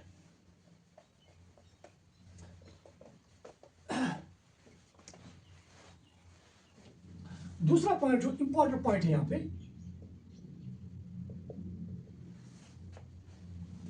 अगर कोई अब हैलोजन है, for a given halogen, for a given halogen, अब आपने हैलोजन सेम रखा है, अब आपने हैलोजन क्या रखा है? सेम। जनरली हम यहाँ पे क्लोरीन और ब्रोमीन की बात करते हैं। यहाँ पे जो हम हैलोजन ले रहे हैं जनरली हम क्लोरीन और ब्रोमीन की बात कर रहे हैं। फॉर एग्जाम्पल अगर हमारे पास अल्केन ये है CH3 CH2 CH3, जिसके और आपको पता है कि इसका नाम है प्रोपेन। अब देखिए अगर मैं इसकी रिएक्शन करूंगा लेट Cl2 से, और यहां पे मैं मोनो हैलोजिनेटेड प्रोडक्ट बना रहा हूं, मतलब मैं सिर्फ एक हैलोजन यहां पे सब्स्टिट्यूट करना चाहूंगा। अब ये जो हैलोजन है, क्या ये यहां पे सब्स्टिट्यूट होगा, यहां पे सब्स्टिट्यूट होगा, या यहां पे सब्स्टिट्यूट होगा? नाउ इसके लिए आपको यह क्या याद रखना है, सबसे ज्यादा एक अल्केन में सबसे ज्यादा वो हाइड्रोजन रिएक्टिव होते हैं towards this halogenation which are tertiary. So tertiary hydrogens, जो टर्शियरी हाइड्रोजन्स आर, ये बहुत रिएक्टिव है, सबसे ज्यादा टर्शियरी हाइड्रोजन्स रिएक्टिव है। उसके बाद है सेकेंडरी हाइड्रोजन्स, सेकेंडरी हाइड्रोजन्स, उसके बाद है प्राइमरी हाइड्रोजन्स, ये आप याद रखेंगे। तो इसका मतलब अगर हम ये देखेंगे यहां पे, तो यहां पे अगर आप देखेंगे ये प्राइमरी हाइड्रोजन है, क्योंकि प्राइमरी हाइड्रोजन आपको पता होगा कि वो कार्बन, पहले हम कार्बन को डिफाइन करते हैं whether this carbon is primary और not, the carbon which is directly attached to only one carbon that is called primary carbon. और इस प्राइमरी कार्बन के पास जो हाइड्रोजन होते हैं इनको प्राइमरी हाइड्रोजन कहा जाता है। ये तो प्राइमरी हाइड्रोजन है और यहाँ पर भी प्राइमरी हाइड्रोजन है, क्योंकि ये भी एक ही कार्बन के साथ डायरेक्ट जुड़ा हुआ है। अगर आप ये कार्बन देखेंगे, ये दो कार्बन के साथ डायरेक्ट जुड़ा है, तो इट इज सेकेंडरी कार्बन। और सेकेंडरी कार्बन के हाइड्रोजन को सेकेंडरी हाइड्रोजन कहा जाता है। तो ये सेकेंडरी हाइड्रोजन है।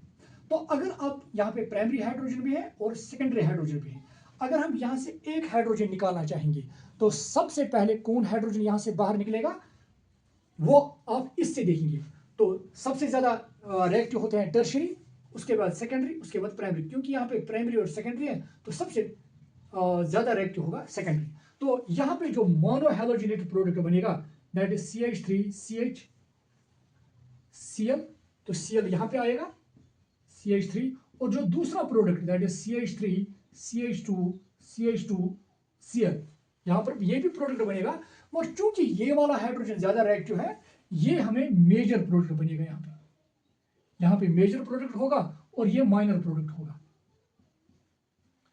मगर एक और पॉइंट जो आपको यहाँ पे याद रखना है कि क्या हम किसी भी अल्केन में अब इजीली इसी बेसिस पे बता सकते हैं कि मेजर प्रोडक्ट कौन होगा और माइनर प्रोडक्ट कौन होगा? हरगिज नहीं।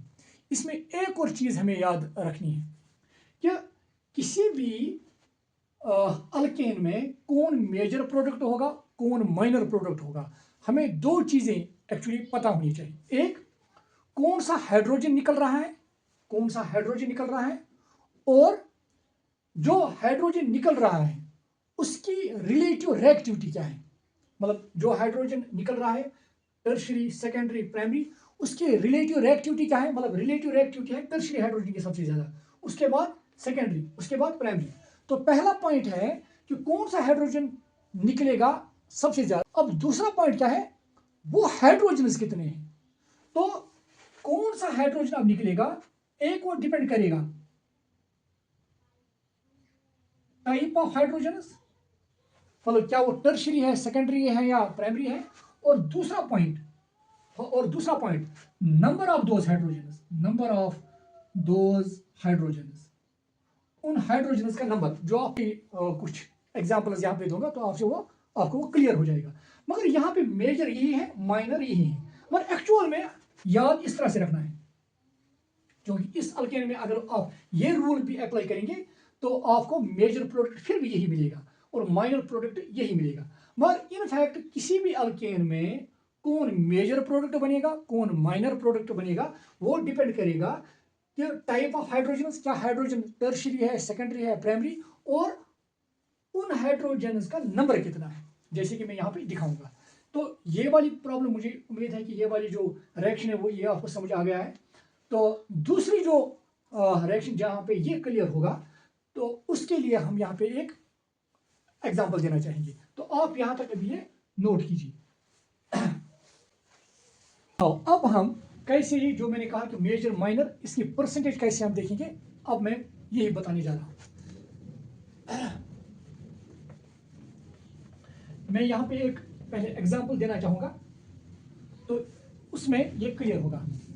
दूसरी एग्जांपल,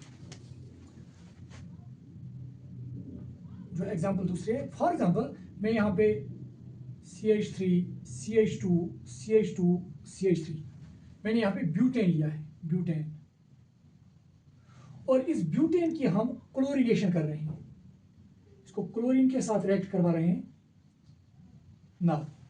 अब देखिए, और यहां पे आपको याद रखना है हमें मोनो हैलोजिनेटेड प्रोडक्ट बनाना है।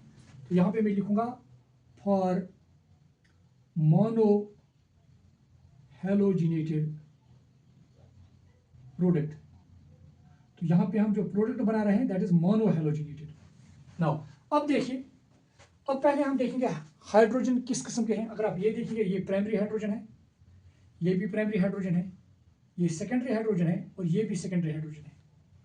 आपको देखना है कि सबसे पहले वहां पे कितने सेट्स ऑफ हाइड्रोजन है। अगर आप देखेंगे ये हाइड्रोजन और ये हाइड्रोजन एक ही टाइप के हैं, तो ये एक सेट ऑफ हाइड्रोजन है। तो वन सेट, एक सेट हमें है 6 हाइड्रोजन का, ये वाली जो कौन से हैं, प्राइमरी हाइड्रोजन। और दूसरा सेट जो है अगर आप देखेंगे यहाँ पे ये वाले ये कितने हैं 4 हाइड्रोजन्स और ये है सेकेंडरी हाइड्रोजन। नाउ अब देखिए, अब प्राइमरी हाइड्रोजन भी निकल सकता है और वहां पे क्लोरीन आ सकता है और सेकेंडरी भी। अब हम देखेंगे अगर प्राइमरी हाइड्रोजन यहाँ पे निकलेगा तो प्रोडक्ट क्या बनेगा, यहाँ पे CH3 CH2 CH2 CH2 और यहाँ पे Cl। तो यहाँ पे Cl आएगा और यहाँ से H जो निकलेगा वो Cl के साथ एज HCl। ये फॉर एग्जाम्पल हमने बनाया एक प्रोडक्ट। अब दूसरा प्रोडक्ट क्या बनेगा, यहां पर भी हाइड्रोजन निकल सकता है, चाहे आप ये वाला हाइड्रोजन निकालो या ये वाला, क्योंकि दोनों तो ये यहां पर भी हाइड्रोजन और यहाँ पे दैट इक्विवेलेंट हाइड्रोजन, एक ही टाइप ऑफ हाइड्रोजन है ये। तो यहाँ पे एक प्रोडक्ट ये बन सकता है CH3 CH2 CHCl और चलो यहाँ पे मैं लिखूंगा ये CH3 और इसको नाम दे देंगे हम प्रोडक्ट बी। अब प्रोडक्ट ए का रिलेटिव अमाउंट क्या होगा और प्रोडक्ट बी का रिलेटिव अमाउंट क्या होगा, या हम इनकी परसेंटेज भी हम देखेंगे। अब ये कितना बनेगा, ये कितना बनेगा, उसके लिए हमें जो मैंने अभी कहा कि हमें ये देखना है कि ये जो हाइड्रोजन्स हैं इनकी रिएक्टिविटी, और हमें पहले ही पता है कि सबसे ज्यादा रिएक्टिव होते हैं टर्शियरी हाइड्रोजन्स, उसके बाद है सेकेंडरी हाइड्रोजन्स और उसके बाद है प्राइमरी हाइड्रोजन्स। ये मैंने आपको कहा। मगर अब ये सेकेंडरी हाइड्रोजन्स या टर्शियरी हाइड्रोजन्स कितने रिएक्टिव है सेकेंडरी हाइड्रोजन से, क्या 2 टाइम्स ज्यादा रिएक्टिव है, 3 टाइम्स ज्यादा रिएक्टिव है, 4 टाइम्स ज्यादा रिएक्टिव है, वो ऑर्डर क्या है, वो हर किसी हैलोजन के लिए अलग अलग है। फॉर एग्जाम्पल क्लोरीन के लिए क्लोरीन के लिए फॉर क्लोरीन ये जो ऑर्डर है टर्शियरी बेशक सबसे ज्यादा रिएक्टिव है, मगर ये जो रिलेटिव रिएक्टिविटी है क्लोरीन के लिए for chlorine that is tertiary के लिए है इट इज 5, सेकेंडरी के लिए है 3:8 और प्राइमरी के लिए है 1। मतलब जो रेशियो है रिलेटिव रिएक्टिविटी का क्लोरीन में, टर्शियरी हाइड्रोजन 5 टाइम्स ज्यादा रिएक्टिव है than secondary which are 3.8 times and वो मोर रिएक्टिव है देन प्राइमरी, और जो रेशियो है इन टर्शियरी सेकेंडरी और प्राइमरी में वो रिलेटिव रिएक्टिविटी रेशियो है 5:3.8:1। नाउ तो ये है रिलेटिव रिएक्टिविटी। मगर अब दूसरा पॉइंट भी है, अगर हम सिर्फ ये ऑर्डर कंसिडर करेंगे तो सबसे ज्यादा रिएक्टिव होना चाहिए टर्शियरी, उसके बाद सेकेंडरी, उसके बाद प्राइमरी। मगर अब दूसरा पॉइंट जो इस अमाउंट कितना बनेगा, दूसरा पॉइंट इसके साथ आपको जोड़ना है, वो है कि ये जो टर्शियरी हाइड्रोजन है कितने हैं, सेकेंडरी कितने हैं, प्राइमरी कितने हैं। अगर आप यहां पे देखेंगे, दो प्राइमरी हाइड्रोजन की रिलेटिव रिएक्टिविटी कम है, मतलब 1, मगर अगर आप देखेंगे नंबर उनका ज्यादा है, तो दोनों जो फैक्टर्स हैं वो आप कंसिडर कर रहे हैं। सेकेंडरी की अगर आप यहां पे देखेंगे रिलेटिव रिएक्टिविटी ज्यादा है मगर उनका नंबर कम है, क्योंकि ये 4 ही है। तो दोनों फैक्टर्स को कंसिडर करके आप इनका रिलेटिव अमाउंट निकाल सकते हैं। तो अब हम रिलेटिव अमाउंट कैसे निकालेंगे, अब ये मैं दिखाऊंगा। यहां पे मैं लिखूंगा रिलेटिव अमाउंट किसके बराबर होता है, रिलेटिव अमाउंट अगर हम क्लोरीनेशन की बात कर रहे हैं, क्योंकि वहां पे हमें ये ऑर्डर पहले पता होना चाहिए, रिलेटिव रिएक्टिविटी का ऑर्डर। क्लोरीन के लिए क्या है 5:3.8:1। नाउ रिलेटिव अमाउंट किससे बराबर होता है, that is number of hydrogens into relative reactivity. मुझे उम्मीद है कि आपको ये समझ आ रहा होगा। फिर भी अगर आप ये अच्छे से नहीं देख रहे हैं तो जो मैं बोल रहा हूं आप ये याद रखेंगे, क्योंकि ये हमें ये पोर्शन भी अभी जरूरत है, तो इसलिए मैं अभी इसको रब नहीं कर रहा हूं। नाउ अब जो रिलेटिव अमाउंट हमें फॉर एग्जाम्पल ए का चाहिए, मैं लिखूंगा यहाँ पे रिलेटिव अमाउंट ऑफ ए। अब ए कितना बनेगा, देखिए आप ए, क्योंकि मोनो, और चीज याद रखना ये मोनो हैलोजेनेटेड प्रोडक्ट का बना रहे हैं। नंबर ऑफ हाइड्रोजन कितने हैं, यहाँ पे जब हमने ए बनाया तो हमने प्राइमरी हाइड्रोजन को रिप्लेस किया है। तो प्राइमरी हाइड्रोजन कितने हैं, नंबर ऑफ प्राइमरी हाइड्रोजन कितने हैं, यहाँ पे 6 हैं, तो यहाँ पे 6 लिखेंगे इनटू रिलेटिव रिएक्टिविटी क्या है प्राइमरी हाइड्रोजन की 1, तो यहाँ पे रिलेटिव अमाउंट आएगा हमें 6। क्लियर। नाउ इसी तरह से सिमिलरली रिलेटिव अमाउंट बी कितना आएगा, देखिए आप बी ये वाला। नाउ इसमें क्या देखना है हमें, नंबर ऑफ हाइड्रोजन। जो बी हमने बनाया वो हमने ये सेकेंडरी हाइड्रोजन यहां से निकाला, और सेकेंडरी हाइड्रोजन कितने थे यहाँ पे, ये इक्वलेंट सेट है, कितने थे 4, इनटू इनकी रिलेटिव रिएक्टिविटी कितनी है, दैट इज 3.8, किसके बराबर आएगा, 4 8 32 15, तो ये हो गया 15.2। नाउ ये देखिए आप, ये हमें रिलेटिव अमाउंट ऑफ ए भी आ गया और रिलेटिव अमाउंट ऑफ बी भी आ गया। अब टोटल अमाउंट क्या है, टोटल अमाउंट, टोटल अमाउंट, तो टोटल अमाउंट किसके बराबर आएगा, 6 + 15.2, that comes out to be 21.2। तो ये हमें आ गया टोटल अमाउंट।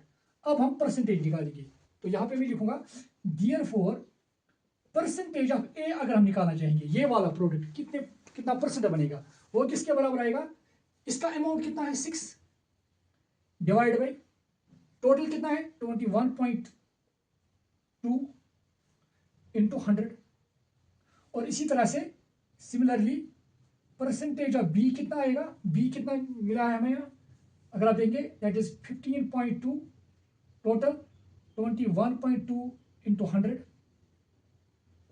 तो इसको सॉल्व करने पर आपको ये मिलेगा 71.7 बी, और ए मिलेगा 28.3, तो इसकी परसेंटेज होगी 71.7 और इसकी परसेंटेज होगी 28.3। तो इस तरह से हम परसेंटेज निकाल सकते हैं। और अगर आप यहां पर भी देखेंगे, जरा देखिए आप, मेजर प्रोडक्ट कौन बना यहाँ पे, बी, दैट इज दिस, और यहाँ पे अगर आप देखेंगे मेजर प्रोडक्ट बनाने के लिए कौन सा हाइड्रोजन यहाँ पे रिप्लेस हुआ है, सेकेंडरी हाइड्रोजन, और सेकेंडरी हाइड्रोजन के रिप्लेस होने से ही यहाँ पे मेजर प्रोडक्ट बना है।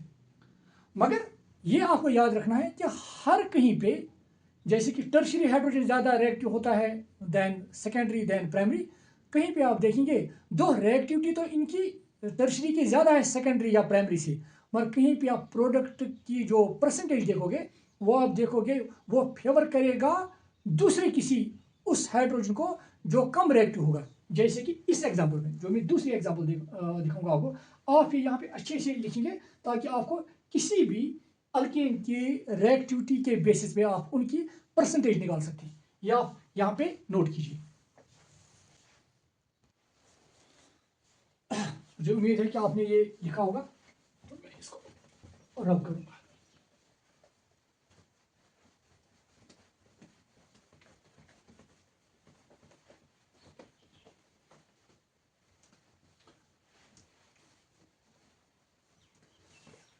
नो अब देखिए ये वाली example, CH3 CH CH3 CH2 CH3, it is 2-methyl butane, 1 2 3 4 butane. और अब यहां पे आपको फिर क्लोरीनेशन करनी है in the presence of light, या हायर टेम्परेचर पर भी कर सकते हैं। और यहां पे हम देखेंगे फिर मोनो हेलोजिनेटेड प्रोडक्ट, उसी के बारे में हम देखेंगे। देखिए सबसे पहले हम क्या करेंगे, हम देखेंगे यहाँ पे कितने सेट्स ऑफ हाइड्रोजन हैं, मतलब इक्वलेंट सेट्स ऑफ हाइड्रोजन। अगर आप देखेंगे ये पहले प्राइमरी हाइड्रोजन है, ये भी प्राइमरी हाइड्रोजन है, ये भी प्राइमरी हाइड्रोजन है, और ये आप देखेंगे सेकेंडरी, और यहाँ पे देखेंगे आप टर्शियरी। और ये भी यहाँ पे मैं आपको बताना चाहूँगा सभी प्राइमरी हाइड्रोजन इक्वलेंट नहीं हो सकते हैं, ये जरूरी नहीं है। इनफैक्ट जो हमने एग्जाम्पल्स इससे पहले किए हैं वहाँ पे वो प्राइमरी हाइड्रोजन वो इक्वलेंट सेट बना रहे थे, मगर यहाँ पे आप देखेंगे इसमें भी आपको क्लियरिटी मिलेगी। आपको देखिए यहाँ पे अगर आप ये वाले हाइड्रोजन देखोगे, ये वाले और ये वाले हाइड्रोजन दोनों प्राइमरी हैं और ये भी प्राइमरी है, मगर अगर आप ये देखेंगे ये वाले हाइड्रोजन और ये वाले हाइड्रोजन, ये प्राइमरी हाइड्रोजन इस प्राइमरी हाइड्रोजन के इक्वलेंट नहीं है, मतलब इन हाइड्रोजन का इन्वायरमेंट अलग है और इनका है इन्वायरमेंट अलग है, मतलब इसका जो इन्वायरमेंट है वो इसका भी है मगर इनका डिफरेंट है। तो ये एक सेट बनाएंगे, तो एक सेट होगा, तो यहाँ पे जितने सेट ऑफ हाइड्रोजन जो ये दो एक सेट बनाएंगे, कितने हाइड्रोजन का सेट ऑफ हाइड्रोजन 6 हाइड्रोजन। तो इनको हम नाम दे देंगे फॉर एग्जाम्पल ए, ये हो गया ए सेट। दूसरा पॉइंट, अब इसको दे देंगे बी। अगर आप ये देखेंगे ये टर्शियरी हाइड्रोजन है और ये कितने हाइड्रोजन है यहाँ पे एक और बी फिर एक ही, तो जो दूसरा सेट है सेट ऑफ, इसको हम लिखेंगे प्राइमरी हाइड्रोजन, इसको लिखेंगे टर्शियरी हाइड्रोजन। ये भी है एक और ये कितने हैं, नंबर कितना है इसका, एक हाइड्रोजन। ये एक सेट है, ये दूसरा सेट है, तीसरा सेट देखिए आप। अब देखिए ये हो गया ए सेट, ये हो गया बी सेट और ये है सी। अब देखेंगे ये हाइड्रोजन जो यहाँ पे है वो और कहीं पे नहीं है, तो ये एक अलग सेट है। तो तीसरा सेट है सेट ऑफ सेकेंडरी हाइड्रोजन और इसमें नंबर कितना है, ये 2 हाइड्रोजन। और फोर्थ सेट जो है ये वाला, it is again set of, ये भी प्राइमरी हाइड्रोजन ही है और ये प्राइमरी हाइड्रोजन और ये प्राइमरी हाइड्रोजन इक्वलेंट नहीं है। ये दो प्राइमरी हाइड्रोजन, ये sets they are not equivalent, तो ये एक अलग सेट बनेगा। तो ये कितने हैं, 3 हाइड्रोजन। तो इसका मतलब है कि हमें यहाँ पे जो मोनो हेलोजिनेटेड प्रोडक्ट है वो हमें 4 तरीके से बनेगा। या प्राइमरी ये वाले सेट में से कोई हाइड्रोजन रिप्लेस होगा क्लोरीन से, या ये रिप्लेस होगा तो ये दूसरा प्रोडक्ट बनेगा, ये तीसरा और ये चौथा। चारों हम यहां पे लिखेंगे।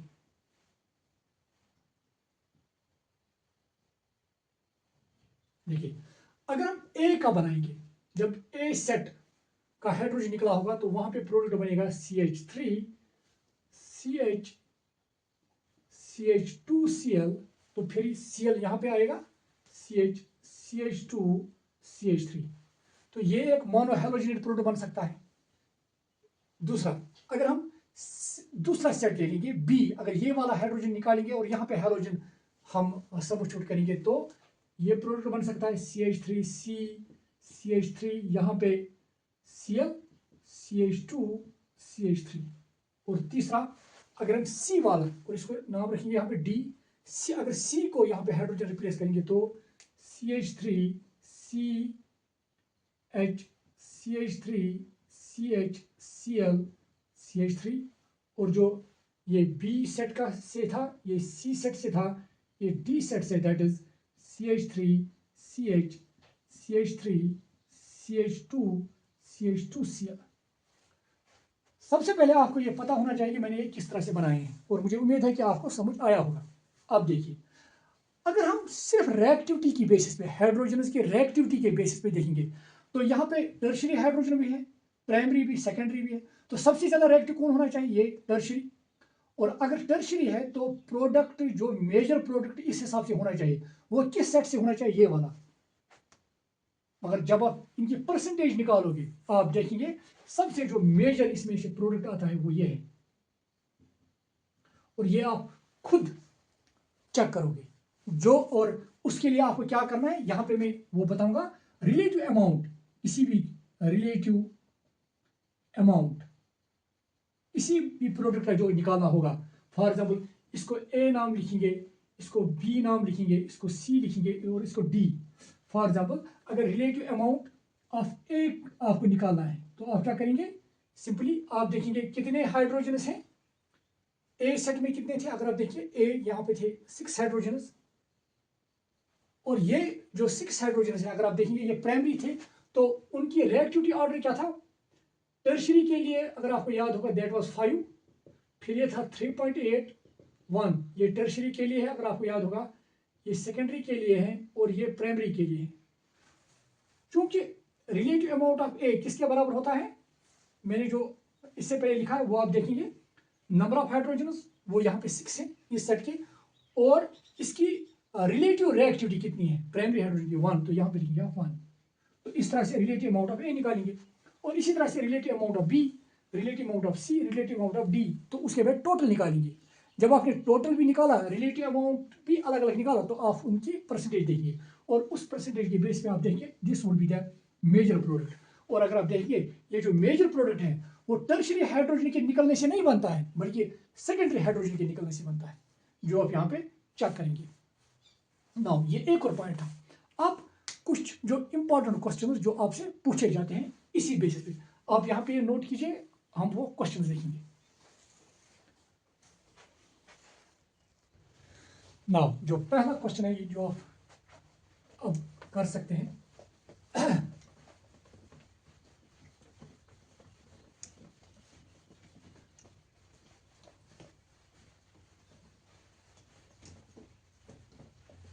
ये नीट एग्जाम का ही क्वेश्चन है। तो क्वेश्चन इस तरह से है,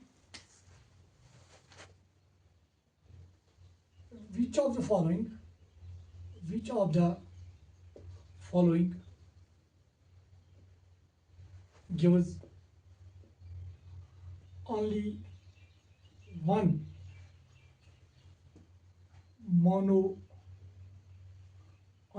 type of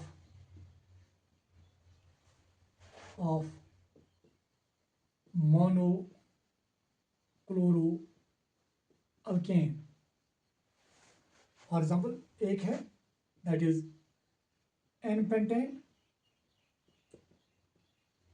बी पार्ट है दैट इज आइसोपेंटेन, सी है दैट इज नियोपेंटेन, और डी है 2-methyl ब्यूटेन। और इसका सिंपल रीजन है, पहले आपको ये आनी चाहिए कि एन पेंटेन की स्ट्रक्चर क्या है, आइसोपेंटेन की, और जहां पे सभी हाइड्रोजन एक ही टाइप ऑफ सेट बनाएंगे या इक्वलेंट सेट के होंगे, तो वही मोनो क्लोरो हैलोजिनेटेड प्रोडक्ट बनाएगा। ना देखिए आप, पहले हम इसको देखेंगे। It is like this CH3 CH2 CH2 CH2 और CH3 4 5, ये एन पेंटेन है। अगर आप यहाँ पे देखेंगे, यहाँ पर ये हाइड्रोजन भी निकल सकता है, प्राइमरी कार्बन का हाइड्रोजन, तो एक प्रोडक्ट यहाँ पर भी बन सकता है, और यहाँ पे हाइड्रोजन यहाँ से भी सेकेंडरी कार्बन से भी निकल सकता है। तो यहाँ हमें 2 टाइप्स ऑफ मोनोक्लोरो प्रोडक्ट्स या अल्केन मिल सकते हैं। तो इसका मतलब ये आंसर नहीं है। अब देखिए आइसोपेंटेन कैसा है, ये इस तरह से है, ये है आइसोपेंटेन। अब यहाँ पे पहले देखेंगे हाइड्रोजन कितने किस्म के हैं। अगर आप ये देखेंगे, ये प्राइमरी, ये भी प्राइमरी है, ये इक्वलेंट सेट बना रहे हैं अगर आप देखिए, और ये एक अलग सेट बना रहा है, और ये भी एक अलग सेट बना रहा है, टर्शियरी हाइड्रोजन है, और ये एक सेकेंडरी है। इससे पहले भी हमने एक एग्जांपल की थी, ये देखिए आप। तो इसमें अगर यहाँ से हाइड्रोजन निकलेगा तो एक किस्म का मोनोक्लोरिनेटेड प्रोडक्ट मोनोक्लोरो अल्केन बनेगा। अगर यहाँ से निकलेगा तो दूसरा टाइप, यहाँ से निकलेगा तो एक और टाइप, तो ये भी नहीं हो सकता है। अब ये देखेंगे neopentane, neopentane is like this CH3 CH3 CH3 CH3। अब देखिए ये प्राइमरी है, ये भी प्राइमरी है, ये भी प्राइमरी है, और ये भी प्राइमरी है। सिर्फ प्राइमरी के बेस पे हम ये नहीं कह सकते कि ये इक्वलेंट है। अब पहले देखेंगे इसका इन्वायरमेंट, अगर आप ये देखेंगे ये अटैच है इस ग्रुप के साथ, अगर आप ये देखिए इसका भी ग्रुप ऐसा ही है, तो ये सभी फिर इक्वलेंट है। तो यहाँ पे एक हाइड्रोजन निकालने से जो हमें प्रोडक्ट मिलेगा that will be always monochloro alkane, एक ही टाइप का अल्केन हमें यहाँ से मिलेगा। तो ये it is the right answer. तो फिर भी इसको भी देखेंगे 2-methyl butane, it is like this CH3 CH2 CH3, ये इनफैक्ट 2-methyl ब्यूटेन, इनफैक्ट ये भी 2-methyl ब्यूटेन, ये आयुपेक नाम है किसका, आइसोपेंटेन का, ये यही है। तो इससे भी हमें एक ही टाइप का मोनोक्लोरो अल्केन नहीं मिल सकता है। तो ये इसका एक्चुअल आंसर है। नाउ एक और क्वेश्चन देखेंगे, आप यहाँ तक अब ये नोट कीजिए। एक और क्वेश्चन देखेंगे आप यहाँ। नाउ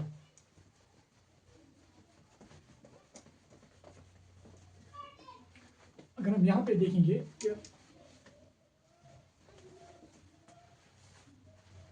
अगर हमें क्वेश्चन आएगा CH3 CH CH2 CH3 CH2 CH2 CH3, और ये इंपॉर्टेंट क्वेश्चन हो सकता है।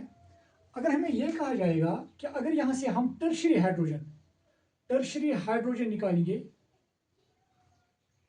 किससे, इसके बदले हम क्लोरीन यहां पे ऐड करेंगे, क्लोरीन, तो कितने प्रोडक्ट्स पॉसिबल है। सबसे पहले आप देखिए, मन एक ही मोनो हेलोजिनेटेड प्रोडक्ट बनाना है, तो आप देखेंगे पहले टर्शियरी हाइड्रोजन कहाँ कहाँ पे है। ये तो प्राइमरी है, ये भी प्राइमरी है, ये भी प्राइमरी है, ये सेकेंडरी है, ये भी सेकेंडरी है, ये भी सेकेंडरी है। अब टर्शियरी ये है। अब ये टर्शियरी हाइड्रोजन निकालने से, चूंकि एक ही टर्शियरी हाइड्रोजन है और मोनो क्लोरो अल्केन बनाना है, तो हमें मिलेगा ये CH3 C CH2 CH3, यहाँ पे Cl CH2 CH2 CH3, तो कितने प्रोडक्ट्स बने। हाँ डेफिनेटली हमें लग रहा है कि एक, और इनफैक्ट ये प्रोडक्ट दो है, एक इंपॉर्टेंट पॉइंट है यहाँ पे। अब आप कहेंगे अब दो कैसे हैं, तो एक ही दिख रहा है। आपको ये देखना है, ये वाला कार्बन, अगर आप देखेंगे ये वाला कार्बन, इस कार्बन के जो ग्रुप्स अटैच्ड है वो सभी चारों डिफरेंट है। ये CH3 है, ये CH3 CH2 है, और ये CH3 CH2 CH2 है, और ये क्लोरीन है। वह मॉलिक्यूल जिसमें कार्बन के चारों ग्रुप्स डिफरेंट होते हैं, इसको बोलते हैं कायरल कार्बन। अगर आपको याद होगा कायरल कार्बन। और याद रखना है कि अगर किसी भी मॉलिक्यूल में एक कायरल कार्बन है, अगर एक से ज्यादा है तो वहां पे पॉसिबिलिटी हो सकती है, मगर अगर एक ही कायरल कार्बन है तो वो ऑलवेज वो प्रोडक्ट होता है, वो मॉलिक्यूल होता है ऑप्टिकली एक्टिव। तो अगर ये ऑप्टिकली एक्टिव है तो इसका मतलब है इसके दो फॉर्म्स होंगे, एक इसकी फॉर्म होगी डेक्स्ट्रो रोटेटरी और दूसरी होगी लीवो रोटेटरी। तो कितने किस्म के प्रोडक्ट्स यहाँ पे पॉसिबल है, लग तो रहा है एक, मगर एक्चुअल में होंगे ये दो, क्योंकि ये दो आपस में होंगे आइसोमर्स। ये भी एक इंपॉर्टेंट क्वेश्चन है जो आ सकता है ना लास्ट पे। अब जिस तरह हमने क्लोरीन की बात की है, इसी तरह से ब्रोमीन के बारे में आप यहां पे याद रखेंगे कि क्लोरीन के बारे में मैंने कहा था, क्लोरीन की जो रिएक्टिविटी है, relative reactivity of hydrogens, chlorine के लिए जब हम क्लोरीन सब्स्टिट्यूट कर रहे हैं, तो जो रिलेटिव रिएक्टिव ऑफ हाइड्रोजन्स हैं, वो सबसे ज्यादा रिएक्टिव कौन है, टर्शियरी हाइड्रोजन, उसके बाद कौन है सेकेंडरी हाइड्रोजन, और उसके बाद क्या कौन है प्राइमरी हाइड्रोजन। और उनकी जो रिलेटिव रिएक्टिविटी वो क्या है, टर्शियरी क्या है 5 टाइम्स, ये 3.8, और ये है 1। ब्रोमीन के लिए आप याद रखेंगे, ब्रोमीन के लिए वहां पर भी टर्शियरी हाइड्रोजन ज्यादा रिएक्टिव है than secondary hydrogen than primary hydrogen, मगर यहाँ पे जो रेशियो है टर्शियरी हाइड्रोजन का दैट इज 1600, और यहाँ है 82, और यहाँ पे है 1, ये आप याद रखिए। So this was all about the halogenation, और हेलोजिनेशन के बारे में कैसे क्वेश्चन हमें आ सकते हैं। मुझे उम्मीद है कि आपको ये समझ आया होगा। So thank you dear students.